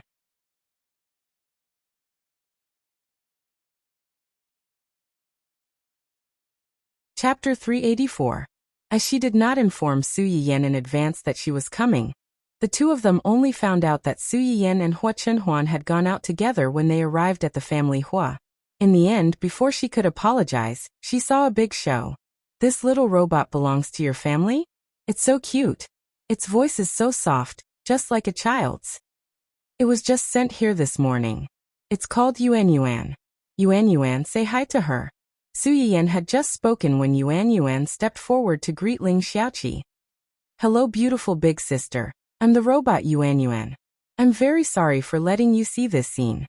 Please accept Yuan Yuan's sincere apology. Yuan Yuan lowered its little round head as it spoke, looking as if it was blaming itself. Ling Xiaoqi exclaimed and looked it up and down. This little fellow can even call me big sister and apologize to me. Where did you find such a magical little thing? Chenhuan Company's new product. It's fun, right? It can also clean the house, wash the clothes, and tidy the yard. A housekeeping robot? Doesn't that mean I don't have to worry about housework anymore? Su Yiyan smiled and did not explain. Dundan, who was lying on the ground and being ignored for a long time, watched its master and mother-in-law successively fall into the hands of others. This heartbroken cub subconsciously sought out Huahua's comfort, but it saw that the Huahua, who had been protecting it wholeheartedly not long ago, actually showed a look of disdain towards it. It pattered back to its master's side and ignored it. Dundan's fiery male dog heart instantly shattered into countless pieces. Chenhuan Company's new toy is not particularly perfect yet. When it's completely developed, I'll give one to you. Su Yiyan had always been generous to those who were good to her, especially to Ling Xiaoqi, a good friend who had died tragically because of her in her previous life. Su Yiyan would always subconsciously want to help her more. Whenever there was something good, she would think of her first. Ling Xiaoqi's eyes lit up, but they quickly dimmed. Forget it. This kind of robot isn't cheap. Our family only has Huahua and me. It's a waste to leave it there. Besides, our Huahua is very jealous. If I suddenly bring such a little thing home, she will definitely be jealous. I don't want to disturb my home. Dundan's ears perked up when he heard this, and he looked at his master with resentment. Master, listen to him, his thoughts, his awareness. He is indeed someone else's master. How could Su Yiyan not understand Ling Xiaoqi's meaning? He looked at his dog with disappointment. Ling Xiaoqi did not stay in the family Hua for too long. She had recently found a job, and was preparing to go to work in the next 2 days. When she was about to go back, Su Yiyan suddenly thought of something when he heard that she was going to work. His face changed slightly. Wait. What's wrong? You're going to work. What kind of work? Where is it? What kind of work can it be? It's just an assistant translator. I just found it 2 days ago. I don't know where it is exactly. It's the Qian group in the south of the city. Su Yiyan's eyes flashed with a trace of understanding, and his face immediately became gloomy. Ling Xiaoqi was keenly aware that something was wrong with Su Yiyan. She wondered, what's wrong? Is there a problem with this group? Su Yiyan's heart moved slightly, and he followed her words. Yes, there is a problem with this company. Whose assistant are you going to be? The general manager of their company. Is there a problem with him? Yes, there is a big problem.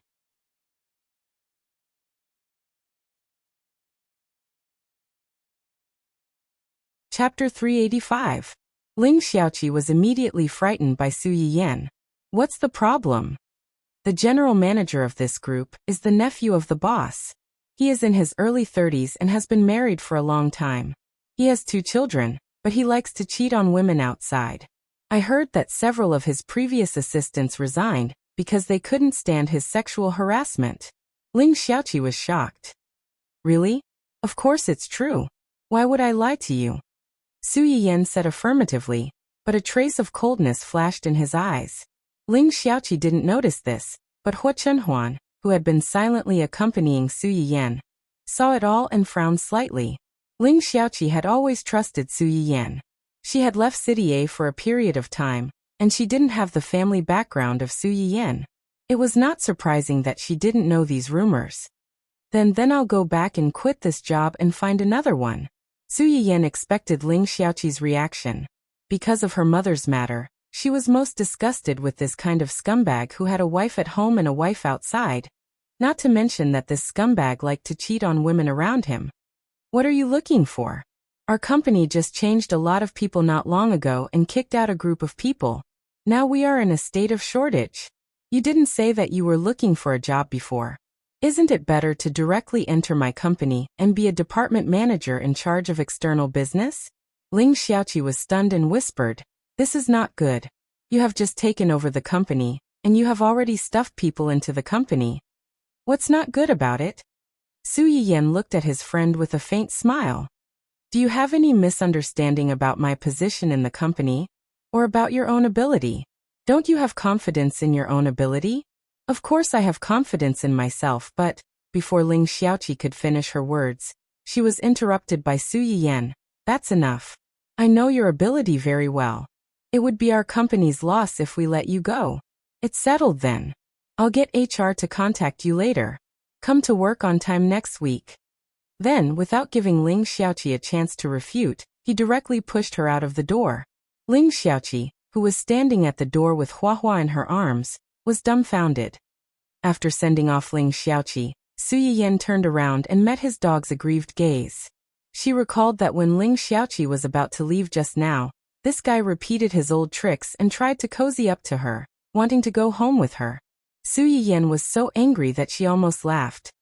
You just give up on running away with him. You did her daughter in front of him. It's already good enough that Xiaoqi didn't chop you into pieces. How can she lead a wolf into the house again? The more Dundun listened to her, the angrier he became. He moved his small body and turned back, facing her with his butt. "Yo, you're still angry? Tell me. What did I tell you before I left? Don't bully Yuan. Don't bully Yuan. You two are going to live together, and you have to love each other. But I just left, and you went to harass her. I spoiled you too much, causing you to be so lawless at home now. Look at you. And then look at Yuan. Yuan can eat her fill just by basking in the sun. She can also help clean the house and do housework. She's obedient, sensible, and capable. Unlike you, who eats fragrant dog food and is carried around like a little emperor all day long. You're still so domineering and willful." Dundun. "Master, are you implying that I eat a lot? Now that the little vixen entered the door, this baby won't even have a full meal in the future."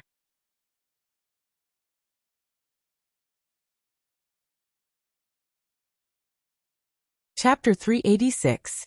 Su Yiyan didn't know that the dog only listened to one sentence after he said so much. He sighed and said, "This time, I'll take it as a lesson for you. You're not allowed to go out before your fur is fully grown. Stay at home and reflect on your mistakes." Dundun lay on the ground motionlessly, and even its ears drooped down. "I don't want to listen. I don't want to listen. I'll be a little cabbage that no one wants in the future. Woo-woo." Su Yiyan squatted on the side and looked at it for a long time without any reaction. He then glanced at the protruding fur on its body, and his heart softened. He rubbed its head helplessly and didn't nag anymore. After instructing the servants at home to take good care of Dundun, so that it wouldn't run away from home when they weren't paying attention, Su Yiyan finally heaved a sigh of relief. He turned his head and met his man's probing gaze. "What's wrong? Why didn't you want your friend to go to that company just now?" The expression on Su Yiyan's face stiffened slightly. "Didn't I say just now? That general manager's private life is messy, and I'm afraid that she will suffer. Moreover, I also want her to enter my company. Really? Hua Chenhuan stared at Su Yiyan's eyes and said in a deep voice, "You don't have to say it if you don't want to, but don't lie to me." Su Yiyan pursed his lips and finally admitted defeat under Hua Chenhuan's gaze. "Okay, I admit that what I said just now was just an excuse. The real reason is because of Xiaoqi's father." Her father. This matter is Xiaoqi's family matter, but she shouldn't mind being known by others. Xiaoqi's biological father is a scumbag. When he was in college, he coaxed Xiaoqi's mother to be his girlfriend for a period of time, but in fact, he already had an engagement with another girl and was preparing to get married as soon as he graduated. Hua Chenhuan's eyes turned cold. This story sounded familiar, but since Su Yiyan had used the word cheat, it was likely that the subsequent events would be completely different from Hua Xiaofeng and the others.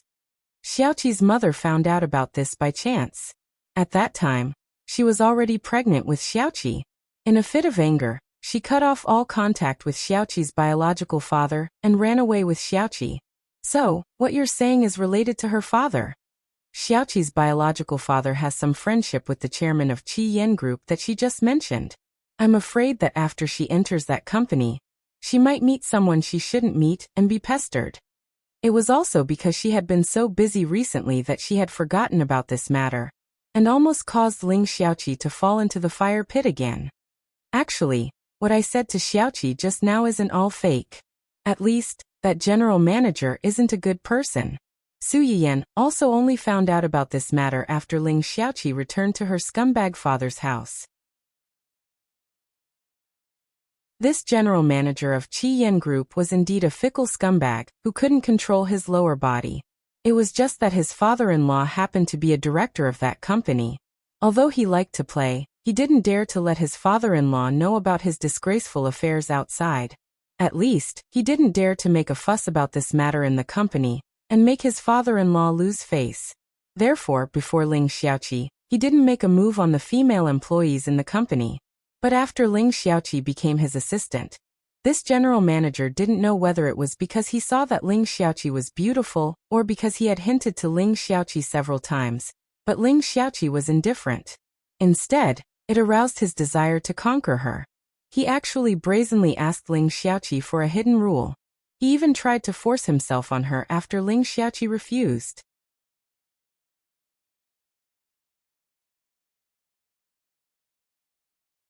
Chapter 387. Although she didn't succeed in the end, Su Yiyan still gritted her teeth in anger when she thought about it. In short, if Xiaoqi enters that company, it will be no different from carrying a time bomb. It's fine if I didn't know before, but now that I know, I definitely can't watch her jump into the fire pit. After hearing Su Yiyan's words, Hua Chenhuan only frowned and asked, "What does she think of this biological father?" He didn't want his baby to spend so much effort to protect her, only to be resented in the end. Xiaoqi has a good relationship with her mother, and her mother has never hidden the matter of her biological father from her, so she hates this father very much and has never thought of acknowledging him. Taking a step back, even if the current Ling Xiaoqi still had expectations for this father, Su Yiyan would never let Ling Xiaoqi have too much contact with her scumbag father. When she thought of the various torments she suffered when she returned to that family in her previous life. That's good. Hua Chenhuan pondered for a moment and reminded in a low voice, but I'm afraid this matter won't be so easy to hide, especially under the premise that one party wants to find out. Su Yiyan's expression was solemn. Obviously, she was also a little worried about this. Let's take one step at a time. After going to the Su family, Su Yiyan quickly became busy again. She first sent Yi Qiliang some book content for next week's class, and asked him to help make a simulation doll with various acupoints on the human body, so that it would be convenient for her to use when teaching acupuncture. As mentioned before, after the disappearance of Chinese medicinal herbs, Chinese medicine gradually weakened and declined, and many related materials were also lost. The word acupuncture was something that Yi Qiliang accidentally saw from an ancient book. He knew that there was such a thing, but he didn't know the principle. After receiving the three three-dimensional acupoint structures sent by Su Yiyan, Yi Qiuliang hurriedly agreed to Su Yiyan's various requests and said that he would definitely prepare the things she wanted by next weekend. At the same time, he returned the favor by sending Su Yiyan the letter of guarantee that he had drafted earlier for the students to fill in. Su Yiyan glanced at the letter and realized that in addition to the requirements that he had mentioned before, there were also some additional guarantees. For example, students participating in this class are not allowed to teach what they have learned to others without the permission of the teacher and the school. You are not allowed to use the teacher's name to attract attention and gain benefits. Was Yi Qiuliang trying to monopolize all this knowledge within a university and make it the school's specialty? Of course not. Even Su Yiyan, the person involved, could be so generous and not hide anything. As a middleman, he could at most be considered as a bridge between the two parties. No one wanted this knowledge to be passed down and recognized by the public more than him. However, Su Yiyan's previous requests made him realize that he had been too impatient. Humans had a certain amount of time to accept new things, and this period of time was crucial for them. Once someone made a mistake during this period of time, people would preemptively think that it was something bad. Su Yiyan's previous requirements were only to restrain the students. She did not want them to use these things to harm the patients who were already in pain. Yi Qiuliang's conditions were obviously more complete. Not only did they restrict the students, but they also prevented some students from being teachers and teaching others before they had mastered the knowledge. They also allowed those half-baked people to go out and swindle others and ruin the reputation of Chinese medicine.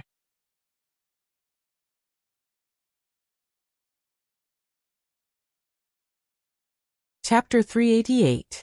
Su Yiyan did not expect that her previous requests would make Yi Qiuliang think so far ahead. She secretly sighed. The old man was experienced and knowledgeable, and his vision was more far-sighted than the young.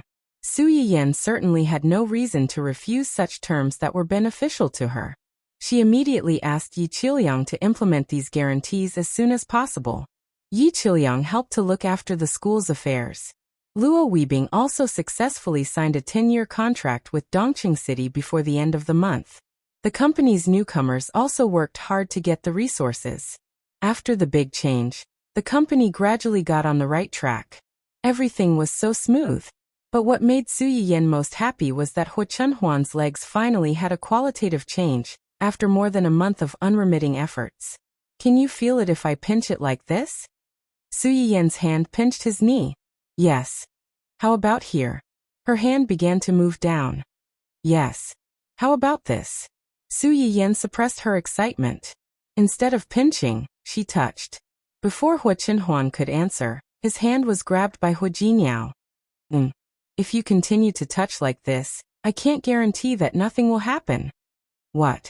Su Yiyan was stunned for a few seconds before she realized what Hu Chunhuan meant. She stood up and said with a red face, I'm talking about your legs. Don't change the subject. Then she seemed to be afraid that Hu Chunhuan would change the subject. She took a deep breath and said with her eyes shining, You can feel it if I touch it gently, right? Hu Chunhuan looked at Su Yiyan's bright eyes and his heart trembled. He couldn't feel his legs since he woke up from the car accident. They were still there, but they were cold like decorations. He couldn't move or jump, let alone stand up. But now, he could feel the subtle strength of the hand attached to his legs. His originally cold legs seemed to have come alive at this moment. The boiling blood flowed through the invisible blood vessels to every part of his body, warming him up completely. Great, it means that the blood vessels are opened. They are recovering little by little. Su Yiyan's eyes were red. She held Hu Chunhuan's hand tightly and said excitedly, Wait, you can stand up soon. Hu Chunhuan held Su Yiyan's hand and joked. In fact, I think my other disease is recovering well. I should be completely cured before I stand up. Su Yiyan was slightly taken aback. After realizing what Hu Chunhuan was talking about, she subconsciously lowered her head and glanced at him. Ahem. Let's talk about the rest after your leg recovers. Su Yiyan pulled her hand back. Your leg has shrunk a little after not walking for so many years. I'll ask Zhang Bo to prepare a room for you to do recovery training. After saying that, Su Yiyan turned around and ran. as if there was a terrible beast chasing after her. The moment she turned around, Hu Qinhuan could faintly see the side of her face and the tips of her ears, which looked like cooked shrimp. Hu Qinhuan looked at Su Yiyan's back as she left. His eyes were full of smiles, but then his smile became deep and attractive like the surface of the water when the breeze blew over. Once upon a time, he thought that he would never be able to stand up in this lifetime, let alone have the love of his life. Now not only did he see the hope of standing up, but in the near future, he might even have a child with her.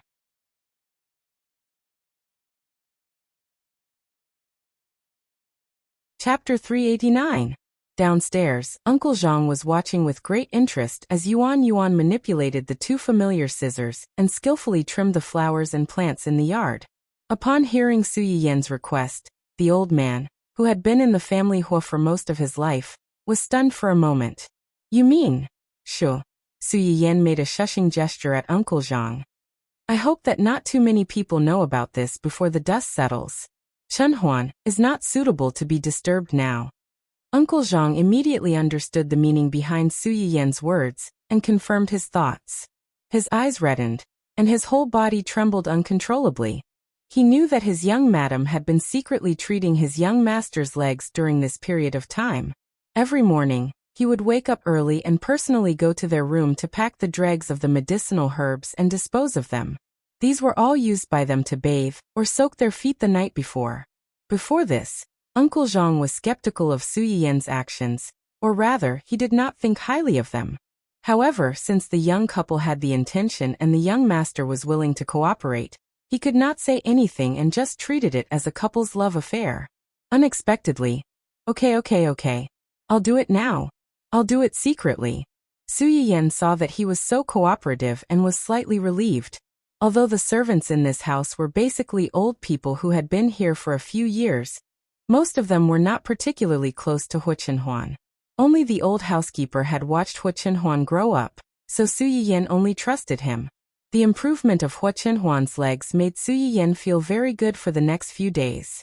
However, this good mood did not last long, and was destroyed by a terrible matter. Someone went to the restaurant to make trouble? Su Yiyan, who was sitting in the general manager's office in Dongqing City and dealing with documents, received a call from Li Jingwen. What's going on? This is what happened. During lunchtime, a middle-aged man suddenly barged into our shop with an old lady's death certificate. He said that our medicinal cuisine killed his old lady and demanded compensation. We've encountered this a few times before, and we didn't pay much attention to it at first. We just wanted to find out what he spent at the store. Wait, how many times have you encountered it before? Only then did Li Jingwen realize that he had spilled the beans, and he couldn't help but feel a little embarrassed. Tell me honestly what you've encountered before. Okay. It turned out that as early as a few days ago, there were people frequently looking for trouble. At first, a middle-aged woman came to their door and said that she had eaten lunch at their restaurant and had a stomachache in the afternoon. She made a scene on the spot and scolded their food for being unclean, saying that they were black-hearted and unscrupulous merchants who murdered for money. Li Jingwen and the others were so angry that they immediately asked the middle-aged woman to come to the store to pay for the receipt or identification. The middle-aged woman refused to cooperate and insisted that they didn't want to compensate her and were deliberately making things difficult for her. Li Jingwen and the others directly called the police. With the help of the police, they obtained the middle-aged woman's identification and found that she had never spent money in their store. The middle-aged woman still wanted to quibble, but there were so many pairs of eyes in the store, and they were not just for decoration. In the end, she was taken away by the police and detained. Li Jingwen and the others thought that this was the end of the matter. They didn't expect that about 3 days later, a customer who came to the store to spend money suddenly complained of a stomachache after eating. She questioned whether their food was clean and found a cockroach in the food.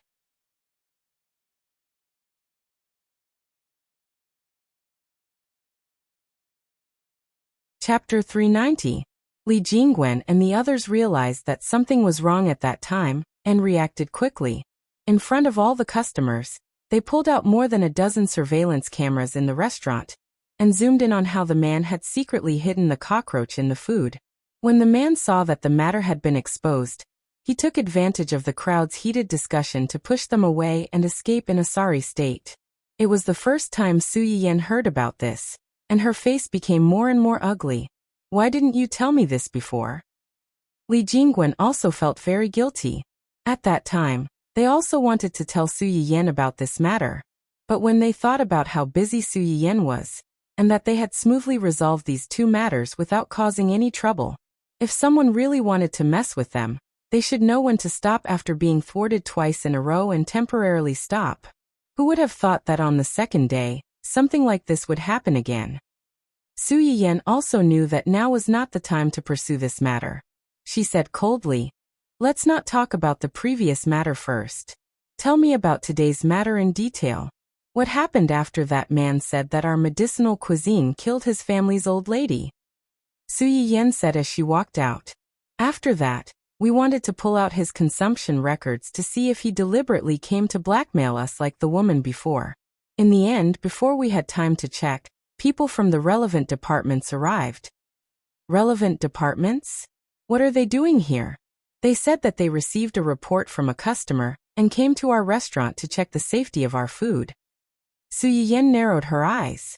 Just when a customer came to make trouble, the relevant departments came to check. She really did not believe that there was nothing wrong with it. "Have they left now?" "No." Li Jingwen lowered his voice and said, "Liang and the others just heard from those people that our restaurant has a lot of medicinal cuisine. It may take a few days to analyze the internal composition of these things. Our restaurant has to be closed for a few days. We can only determine whether our restaurant can continue to operate after they come out with the results." Su Yiyan sat in the car. When she heard Li Jingwen's words, her heart suddenly skipped a beat. She suddenly understood the intention of the person behind this. Before the relevant departments came to their door, they had caused such a farce. Before they could clarify, the restaurant had to be temporarily closed for cooperation with the investigation. Su Yiyan could already imagine what kind of criticism her restaurant would suffer during the few days it was closed. Even after the relevant departments finished the inspection and proved that there was nothing wrong with the medicinal cuisine in their restaurant, some people would not come to their restaurant for psychological reasons.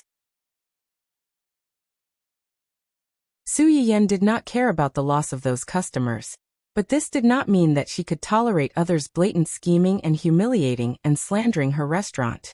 Everyone realized that something was wrong. "They are still in the shop. What about the customers?" "It happened so suddenly that we sent away all the customers in the store. I took the liberty of waiving the expenses of those who were still in the store." Liang and the others tried to pacify them, telling them that this was just a routine inspection, and nothing went wrong. "Now you temporarily stabilize the inspectors over there. I'll go over right away." Su Yiyan knew that it was inevitable that her subordinates would panic when they suddenly encountered such a thing. So she timely comforted them. "Don't panic. There is absolutely nothing wrong with the medicinal cuisine in our restaurant. You have to have confidence in yourselves. Don't panic."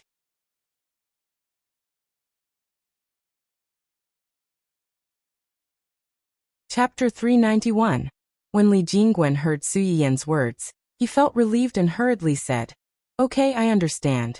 Don't worry, before you come over, we will guard the store well."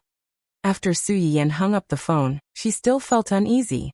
After hesitating for a moment, she called Yi Qiliang and briefly explained what had happened in the store to him. Yi Qiliang could be considered as someone who had seen many storms and waves.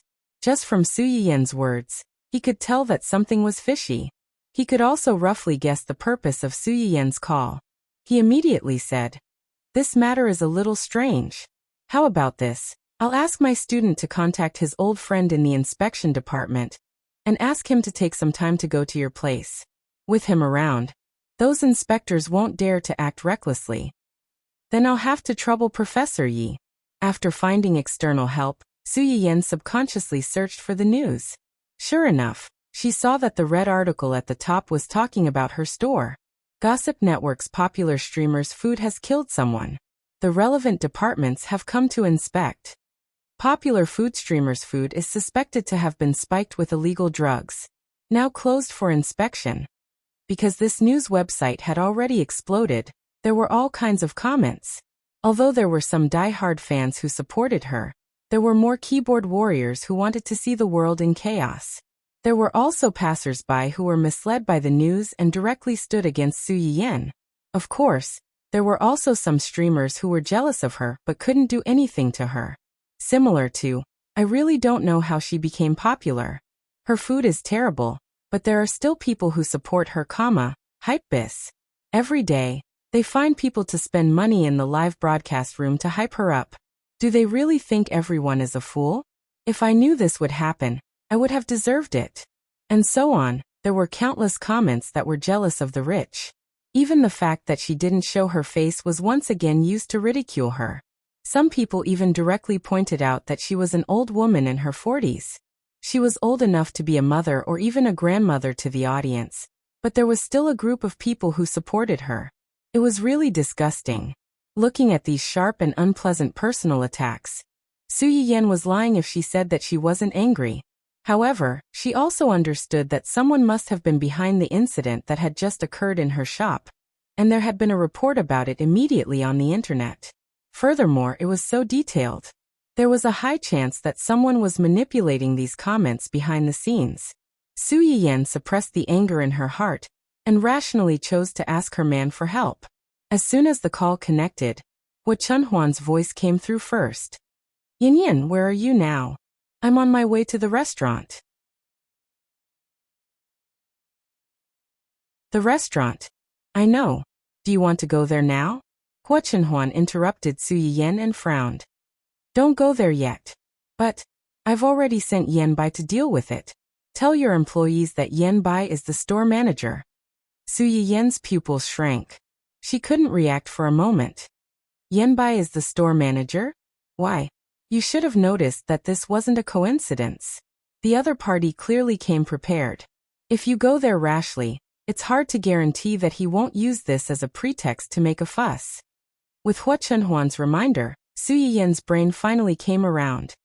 Are you suspecting that the reason that person did all this was to force me out? Wu Chunhuan's eyes turned cold. That's not impossible. As long as there was a possibility, he couldn't let Su Yiyan take such a risk so recklessly.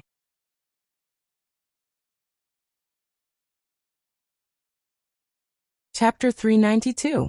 Su Yiyan, who had been dizzy with anger, calmed down a little after hearing Wu Chunhuan's words.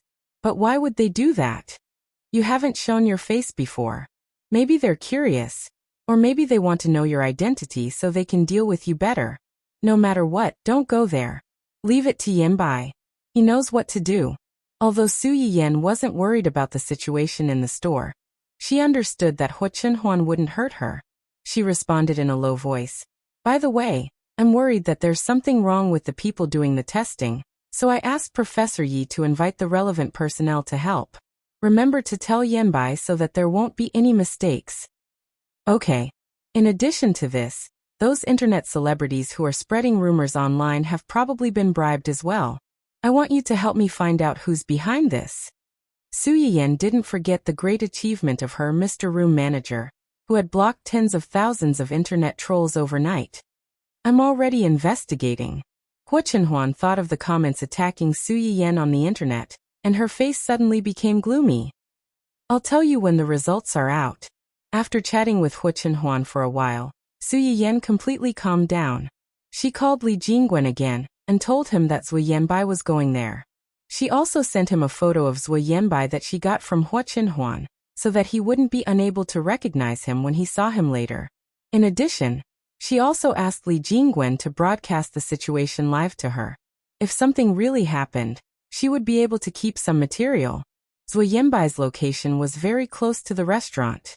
About 10 minutes later, he appeared in the store. Li Jingwen and the others had seen his photo in advance. When they saw him enter, they immediately went forward and greeted him as their boss. Zhu Yanbai nodded calmly and followed Li Jingwen's guidance to meet the testing personnel. Hello, I'm the owner of this shop. Is there a problem with our shop? The inspectors looked at each other and said in a businesslike manner, here's the thing. We received a complaint letter about your store. The letter mentioned that you secretly added illegal drugs that are harmful to human health in your food. We're here to test it. If there's nothing wrong with it, we'll help you clarify it. There was nothing wrong with his explanation. Zhuo Yanbai nodded cooperatively, but out of caution he reminded them. Our restaurant is a medicated cuisine restaurant. The medicated cuisine here is a personal menu that is tailored to the individual's physique. I hope you can take this into consideration when you test it. The few of them were stunned. They hadn't thought of this. Okay, we'll report this to our superiors. Can we take a sample now? Sure, but there are many types of medicinal cuisine in our restaurant. Do you want to sample every dish? It's best to take a sample and test it. Zhuo Yanbai saw that they had all kinds of equipment and certificates, so he had no objections. He said to Li Jingwen, "Take these gentlemen with you and pick a few trustworthy ones to follow them." This was to prevent anyone from tampering with the samples. Li Jingwen obviously understood this point. He picked a few people to follow them to the small kitchen. Because the incident had happened so suddenly, there was still a lot of soup and porridge in the kitchen. As soon as they entered, they smelled a rather obvious aroma of food. They hadn't had time to eat yet, so their stomachs grumbled uncontrollably. Grumble, everyone.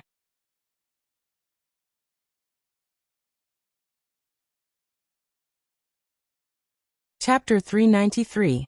Ahem. The head inspector, who was also the one whose stomach was growling, cleared his throat and tried to save his dignity. Are these the medicinal cuisines in your shop? Yes. Li Jingwen immediately stepped forward and introduced the dishes to them. This is the yam-cooked black chicken soup to prevent hair loss. This is the sesame kelp cake to treat white hair. This is the motherwort egg soup to treat menstrual cramps. This is the seahorse bone soup to treat premature ejaculation. This is the abalone ginseng soup to improve fertility. As they listened to Li Jingwen's introduction one after another, they almost thought that they had accidentally stumbled into a marketing organization. Treating hair loss, menstrual cramps, treating premature ejaculation, and improving fertility. No wonder someone reported them. If they were in Li Jingwen's shoes, their first reaction would be to think that these people were scammers. After talking for a long time, Li Jingwen subconsciously looked back at them and asked in confusion, "Aren't you going to record it down?" Yes. Record it all down. He wanted to see if these things really had such an effect. Therefore, they were divided into two groups. One group was responsible for taking samples, and the other group was responsible for recording Li Jingwen's introduction. By the time they finished taking samples, the person Yi Qiliang found finally arrived. Director? The people in charge of taking samples were shocked when they saw the person. When he spoke, Li Jingwen and the others couldn't help but be startled. They looked at the person in surprise. It was a middle-aged man in his 40s or 50s. He had a square face and looked a little fierce at first glance. However, after getting used to it, one would feel that he was majestic and righteous. Su Yiyan, who was watching everything through the hidden camera in Li Jingwen's pocket, was also shocked. She never expected that the so-called student friend Yi Qiliang mentioned was actually the director of this inspection department. With such a person around, these people had to be cautious and conscientious. Who would dare to mess around? You guys. Qin Yang looked at them inquisitively. Why are you here? Zhuo Yanbai's eyes flashed. She immediately understood that these people were indeed members of the relevant department. They looked at each other.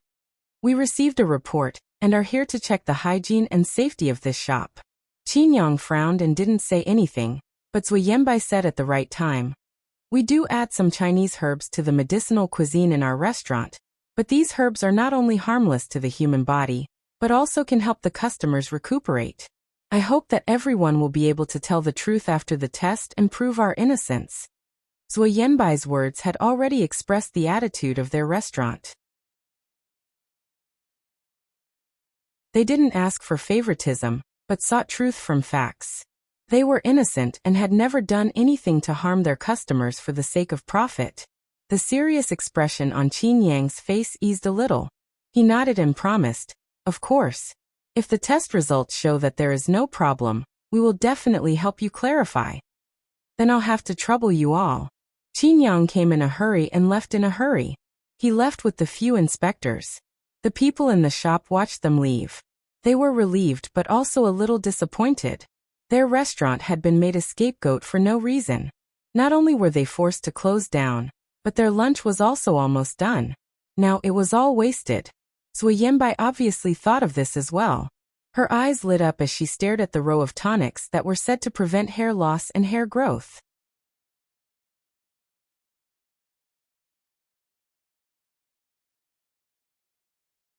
Chapter 394.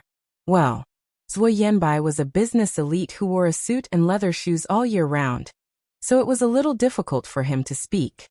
What are you going to do with these things? What else can we do? Drink it yourself or take it home for your family to drink, Cheng Yuqing said with a bitter expression. Recently, a lot of people have come to our store for this kind of medicinal cuisine to treat hair loss. Just this afternoon alone, there are enough portions for 30 to 40 people. Now that they've run away, not only will we lose money, but we'll also waste some of it. Which immoral bastard reported us. What a rotten heart. When Zui Yanbai heard her say this, he couldn't help but look happy.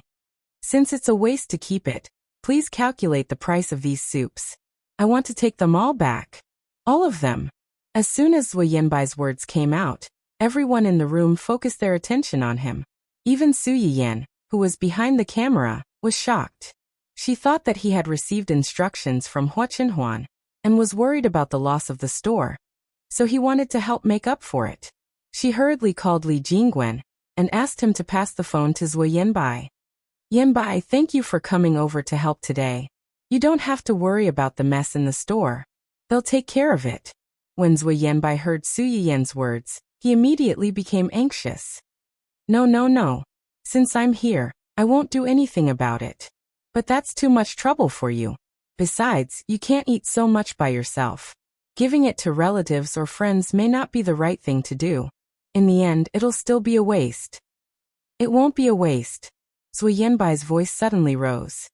All the employees in our company knew that young madam's shop has medicinal cuisine that can promote hair growth, and they all wanted to reserve it. Unfortunately, young madam's shop is so popular that the reservation slots have been booked for months. Huh? Su Yiyan's persuasion came to an abrupt end. She was stunned. Really? Why didn't you mention it to me before? I was too embarrassed to mention it before. I was also worried that it would burden you. Zui Yanbai didn't mention that he had asked Hua Qinhuan to help persuade her when he sent the robot last time.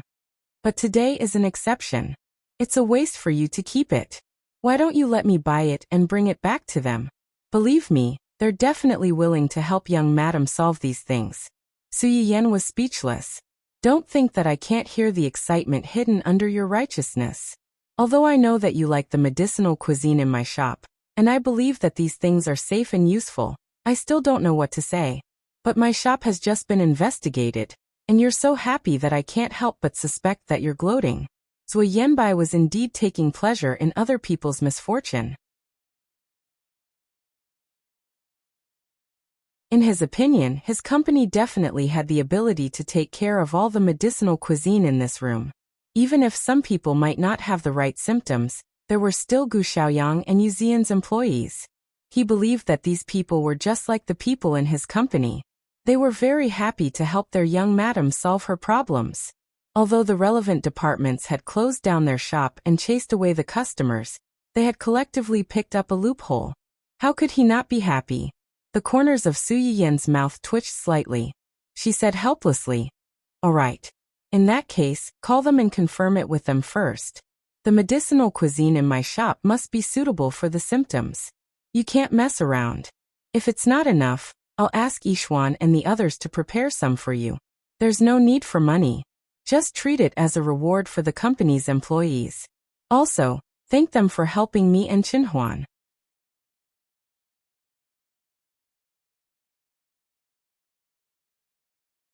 Chapter 395. Since Su Yiyan had said so, Zui Yanbai had no reason to refuse. He immediately sent a message to his company's group chat. "Minister, Madam is rewarding all the employees by giving us benefits. 10 minutes from now, all of you will report the conditions you need to recuperate. I will pack them up and bring them back.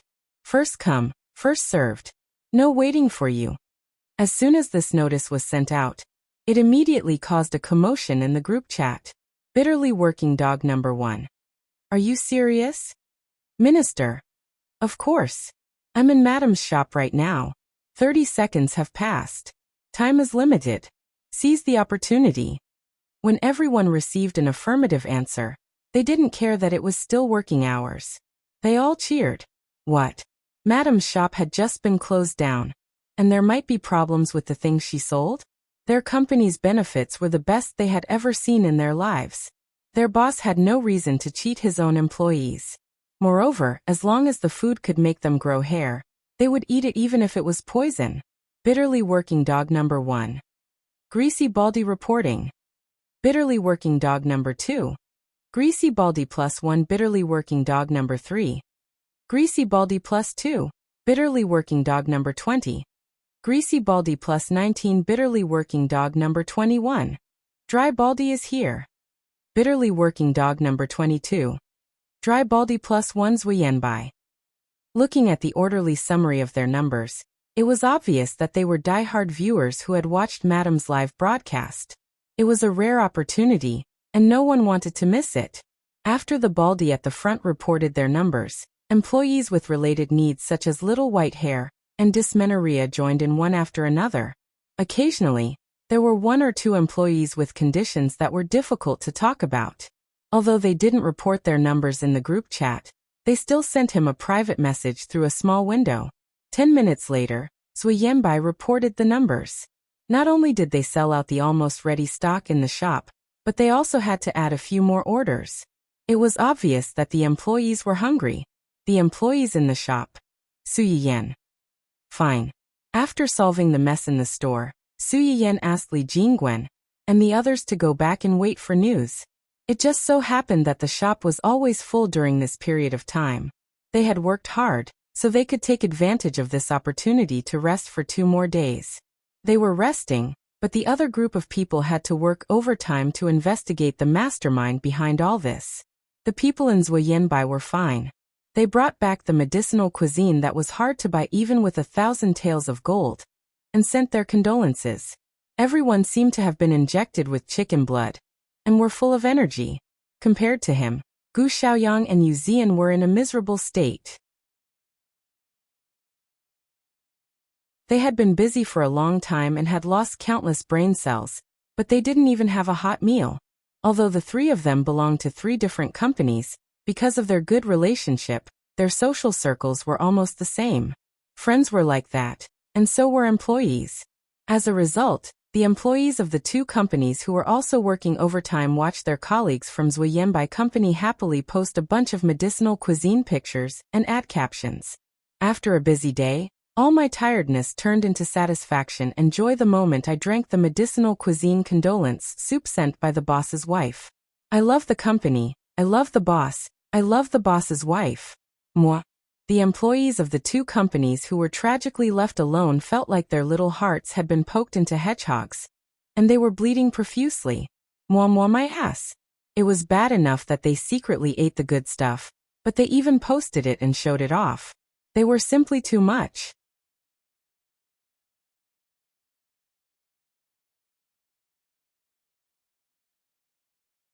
Chapter 396.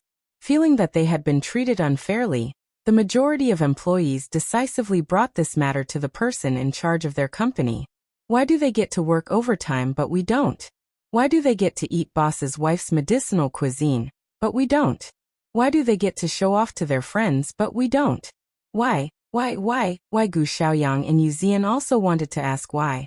They were the same employees, and their efforts were no less than those of Zuyenbai. Why didn't they get any benefits? Why didn't they get to eat? Filled with anger, the 2 of them decisively targeted Zuyenbai and started a small group of 3 to denounce him. Zuyenbai, you scumbag, you're eating alone behind our backs again. Yu Zian's roar was deafening, and Zuyenbai, who was still immersed in the joy of picking up the leftovers, was directly shocked into the group. What do you mean by eating alone? This is young madam's reward for my conscientious and hard work. Nonsense. Aren't we conscientious and hard work too?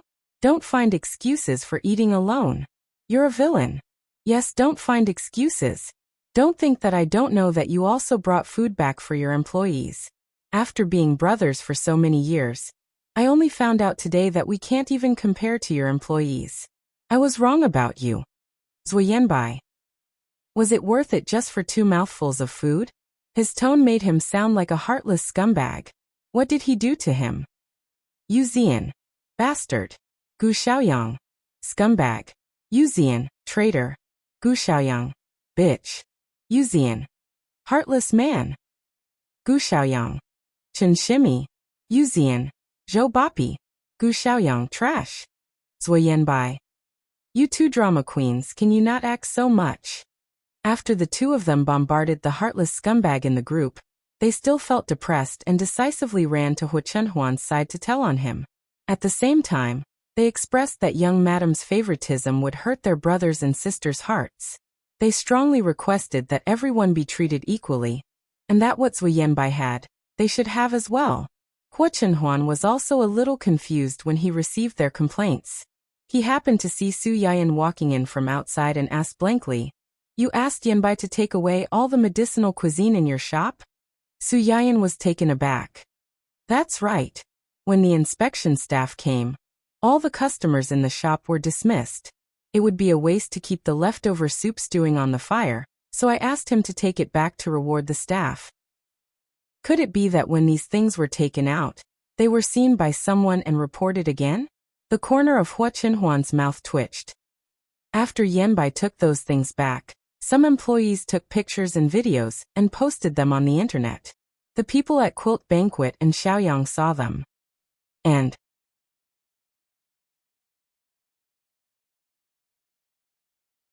the other employees are dissatisfied with your favoritism, so they want you to treat them equally and give them some small benefits. Su Yiyan blinked. She never expected this. She laughed and said, "Sure, but we have to wait for the test results in the next few days. I've asked everyone in the restaurant to go home and rest. When the test results are out, I'll ask them to make some things to reward these friends who worked hard." Hu Chenhuan was amused by the word friends and replied in a low voice, "Okay." Then, she seemed to have thought of something and her face darkened. "By the way, I have some clues about the things you asked me to investigate."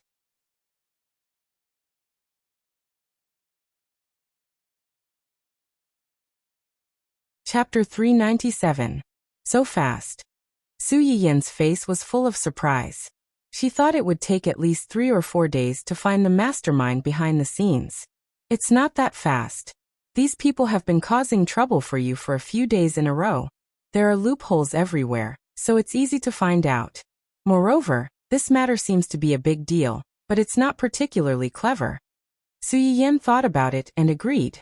Although the other party tried to use public opinion to tarnish the restaurant's reputation, he did not bribe the inspectors who came to inspect it. In other words, he did not have the ability to bribe them. Who is it? It's the manager of a high-end restaurant. His name is Lu Dachui. Lu Dachui. Su Yiyan was so surprised not only because the name was too ordinary or even perfunctory, but also because she had some impression of this person. Lu Dachui was a villain in the original work. He ran a high-end restaurant called Manlu Fragrance. This restaurant's business in City A was not bad. The reason why it provoked Wen Jingping was that several home-cooked dishes that Wen Jingping made during her live broadcast coincided with several dishes in their restaurant. Because of this, their restaurant's business was inevitably affected. Lu Dachui also believed that his chef's recipe had been leaked by someone with ulterior motives. Wen Jingping was a chess piece placed in the open by the mastermind behind the scenes who wanted to destroy their restaurant. If she was allowed to continue her live broadcast, the restaurant's business would be ruined by her sooner or later. Because of this, Lu Dachui began to secretly go against Wen Jingping. However, from this extremely perfunctory name, it could be seen that this was a villain arranged by the author to serve as a stepping stone for the protagonist in the early stages. Lu Dachui's actions quickly alarmed Hu Xiaofeng. Not only did it not affect Wen Jingping's live broadcast career, but it also suffered the consequences of its own actions. It successfully helped Wen Jingping gain a lot of sympathy from passers-by, and further increased her popularity. Now, because of her, the livestream platform decisively chose her when the two of them were fighting and banned Wen Jingping. In addition, Wen Jingping's previous tricks allowed her to successfully seize some of the opportunities that originally belonged to the female lead. This little villain's target had changed from Wen Jingping to her? High-class restaurant? Does he think I'm stealing his business? I think so. Was he the one who hired the water army online? Was he the one who wrote the report? Yes. Do you have any evidence? Yes. After Hua Qinhuan finished speaking, he added, he bribed those troublemakers to deliberately cause trouble for your shop. We've already found the evidence. Su Yiyan turned to look at Hua Qinhuan. She felt that Hua Qinhuan was asking for praise from her tone. Thinking of this, she immediately exclaimed exaggeratedly, really? Hubby, you're amazing. How did you find out about such a secret so quickly? Hua Qinhuan's body trembled, and the redness on her face quickly spread from her neck to the back of her ears. These are just basic operations. It's not that exaggerated. Su Yiyan looked at Hua Qinhuan, who was slightly tilting his head and not daring to look at her. She realized in hindsight that he was shy. Su Yiyan could not help but laugh at this thought. However, she had to force herself not to laugh out loud. If she could not help but laugh out loud, Hua Xiaofeng would become angry from embarrassment. She would not be able to see such a cute side of him in the future.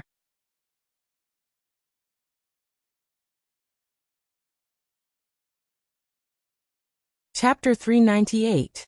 Hua Qinhuan tried hard to suppress the heat in his lower body, and changed the topic awkwardly. What are you going to do? The test results haven't come out yet. Even if we send these out now, some people will not believe it. They will think that we are deliberately dragging others into the water to prove our innocence. Hua Qinhuan thought for a while. Since we have to wait for the results to come out, we might as well take this time to find your uncle. My uncle. Although Lu Dachui is not smart, it took him some effort to write that letter. In the letter, he reported that your restaurant added illegal drugs to the food. Although it's not illegal, it's a fact that you added drugs to your food. It's hard to guarantee that some people won't use this as an excuse to make a fuss. Hua Qinhuan glanced at his little wife. Your Chinese herbs have all been tested by the research institute.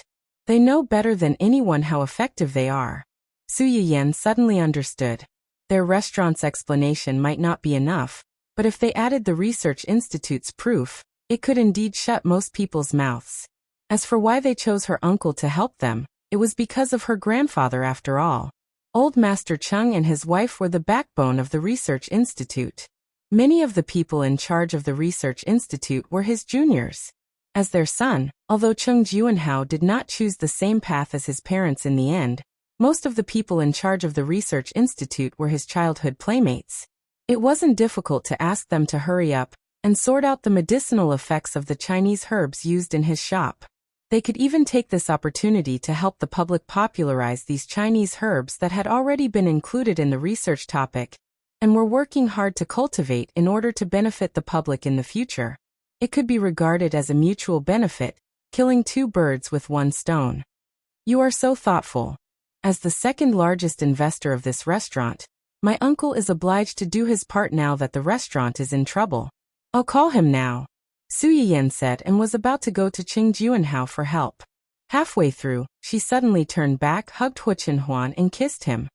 Hubby, you're the most reliable one. With you around, I'm not afraid of anything. After praising him, she chuckled and happily ran off to look for him. Hua Qinhuan was stunned for a few seconds before she subconsciously reached out to touch her lips that had just been kissed. Looking at Su Yiyan's back, the corners of her mouth lifted slightly. The lovey-dovey couple did not notice that at the corner of the stairs not far away, Uncle Zhang, who was everywhere, was staring at the young couple.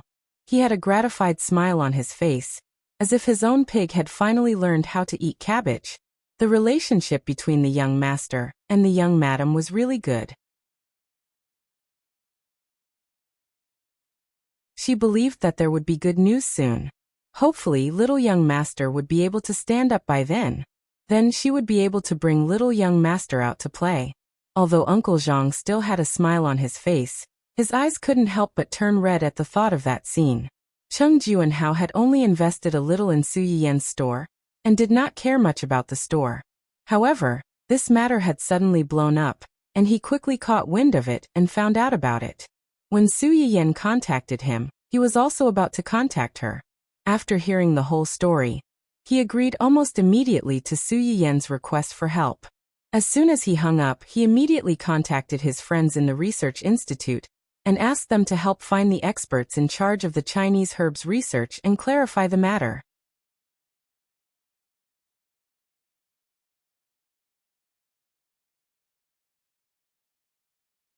Chapter 399. Many people in the research institute had heard that Su Yiyan had used these Chinese herbs to open a medicinal cuisine restaurant. Although many people felt that her actions were too wasteful, these things belonged to someone else after all. It was already very good that she was willing to donate them. If they continued to criticize her and control how she used them, it would be unreasonable.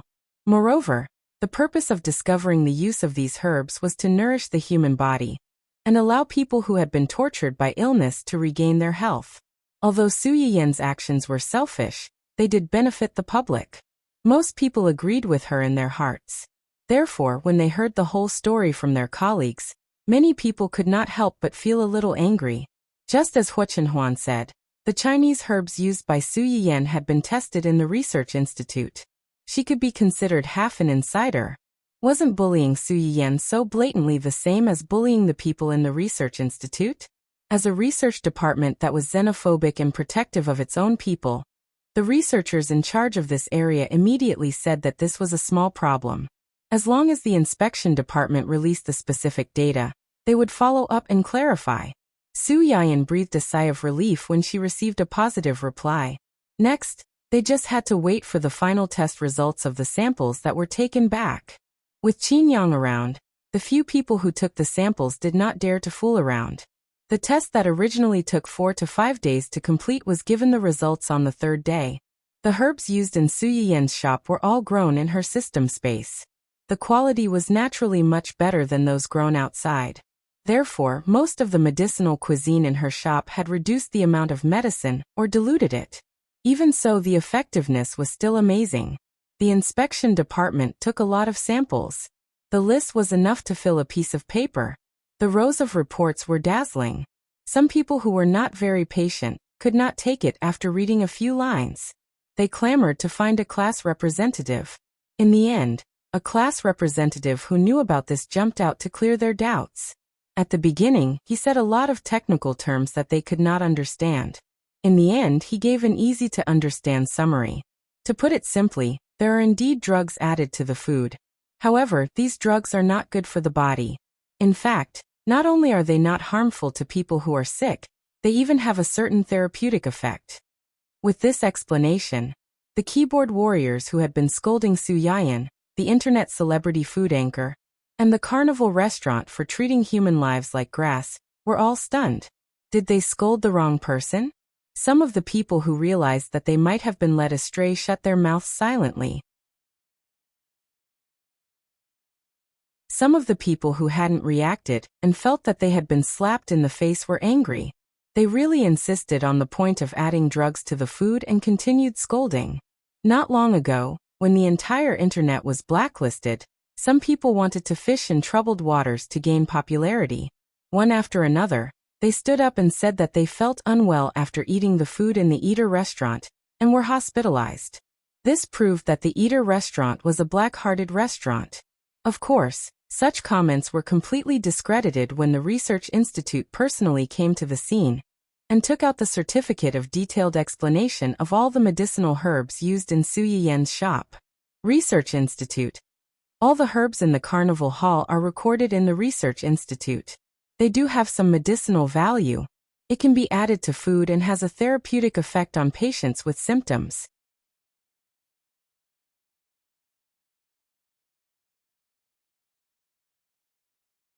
Chapter 400. What the F***CK? Was this considered official certification? The onlookers were dumbfounded. The keyboard warriors and water army who had previously criticized Su Yiyen's restaurant for adding medicine to the food were all dumbfounded. Who told them that even the research institute was involved in such a vicious business competition? What was the background of this small medicinal cuisine restaurant? Or rather, this small internet celebrity? The faces of those who had previously criticized Su Yiyen were swollen, but the audience and fans in Su Yiyen's live broadcast room could finally hold their heads high. Those who scolded the host before, "Stop playing dead. How does it feel to be slapped in the face by the officials with such foul mouths?" I'm dying of laughter. Those who have watched the host's previous live broadcast know that the host doesn't make pure delicacies, but medicinal cuisine. Do you know what medicinal cuisine is? Medicinal cuisine was a combination of medicinal herbs and natural ingredients. It could satisfy one's appetite and nourish one's body. Those who didn't even understand this, and just used the fact that medicine was added to the food to criticize, I can tell that they are brainless followers or water army. I worship the above poster. I can tell that they are die-hard fans of the host's live broadcast room. I thought it was strange before. The test results haven't come out yet, so why are there so many people acting as internet law officers and directly convicting the host? Now it seems that those who scolded the host are either keyboard warriors or water army. Those who scolded the host before all owe the host an apology. Yes, apologize. I remember that someone said that if the food in the host's restaurant was fine, he would do a live broadcast while standing upside down to pee. Brothers and sisters, help me find it. There's no need to find it. I've taken a screenshot. It's this guy. He's changed his name quickly, but I've been watching him for a long time. The monk can run away from the temple. Well done. Well done. Su Yiyen's supporters finally had a chance to make a comeback. Naturally, they wouldn't let go of this opportunity to settle scores. Those who had scolded more fiercely than anyone else before were now as quiet as chickens, wanting to play dead until the end. However, the person who had led the charge to scold Su Yiyen and swore an oath didn't have it so easy. He was directly used as a model. This person was also someone who would not give up until all hope was gone. Seeing that his name was still being displayed even after he had changed it, he became even angrier. Although the research institute said that these drugs can be added to the food, they also said that it can only be used to treat the illness. Firstly, there was no doctor in this restaurant. Secondly, it didn't have a medical license.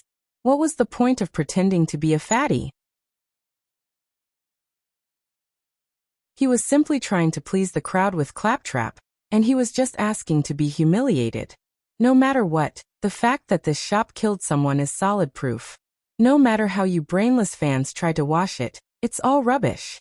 The counterattacking fans were infuriated by his words, but when they thought of the issue of eating people dead, they didn't know how to refute him. Fortunately, Su Yiyen didn't make things difficult for them for too long. Su Yiyen posted 4 posts in a row. One of them was to explain why his restaurant was temporarily closed and why he had been reported. Once the report from the inspection department came out, there were no more problems. The second post was probably a reply to this troublesome blogger. He posted a bunch of documents needed to open a restaurant, as well as the medical license that he had requested from Yi Qiliang. It basically refuted his claim that there was no doctor in charge, no medical license, and that adding drugs to the food to make medicinal cuisine wasn't the so-called puffing oneself up at one's own cost.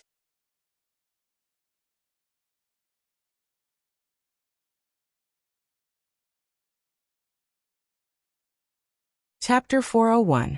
When the onlookers and even the audience and fans saw this, their hearts also settled down. Just as they were thinking about whether they should throw these proofs at someone's face, they saw a third post. Yin Yen onlooker. Regarding the recent frequent incidents of people coming to our shop to cause trouble, here is a summary of the explanation. First, a week ago, a middle-aged woman came to our shop at around 4:30 in the afternoon, claiming that she had eaten a medicinal cuisine in our shop at noon and had a stomachache. She suspected that the food in our shop was not clean and demanded compensation and an apology. Friends who have watched my live stream and come to our shop should know that our shop implements a system of personal reservation in advance. After confirming that the reservation number matches the person's identity, only then can they eat. Our shop staff asked the other party to show their order information and receipt, but the other party refused to cooperate. Helpless, our shop staff could only call the police. After that, we received feedback from the police and found that we did not receive this woman at all that afternoon. Supporting this clarification was the real-time video of the woman coming to cause trouble and being taken away by the police after making a scene, as well as the proof issued by the police after that. It was reasonable and irrefutable.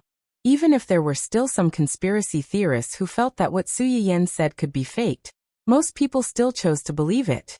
Next, 3 days later, which is about 4 days ago, a man came to our shop to make a purchase. During the purchase, he claimed that he found cockroaches in the food in our shop. After that, he retrieved the surveillance footage and found that he had brought in the cockroaches himself. The best evidence was the surveillance footage that scared the man away that day. After seeing this video, the keyboard warriors who were still ready to make a move fell silent. This was a proper pig teammate. Finally, 3 days ago, the middle-aged man who claimed that my shop's medicinal cuisine killed people. After the incident, we have investigated his identity and confirmed that he had made 2 purchases in our shop. Many keyboard warriors who had already wanted to give up saw this, and their eyes lit up. Immediately, a glimmer of hope rose in their hearts. However, the second half of Su Yiyan's explanation completely annihilated their hopes.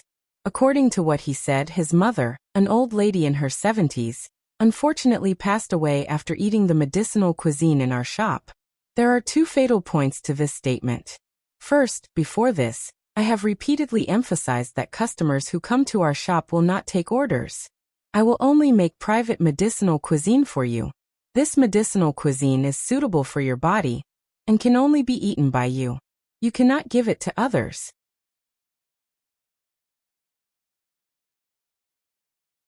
Otherwise, you will bear the consequences. This point was highlighted in my previous posts, the precautions outside of the shop, and the flyers in the shop. However, this customer privately packed it and took it away for his family. This makes me very suspicious of his motive. Therefore, accompanied by the police, we went to the hospital where this gentleman's mother's mother passed away. The report clearly shows that the patient's liver has a very serious condition. A month ago, she was issued a notice of critical illness. At that time, the doctor estimated that her internal organs would gradually fail in the next half a month until she died. Many people could not help but burst into an uproar when they saw this.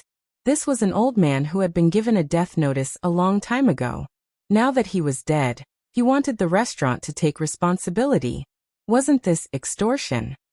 You're tuning in to the Li Mei's Wuxia Whispers YouTube channel. We're so grateful for your support, and don't forget to subscribe to join us on this incredible journey through captivating stories. Your generosity through donations truly makes a world of difference, as it's the primary source of revenue that allows me to expand and enhance this channel for you. Thank you from the bottom of my heart for being a part of this adventure.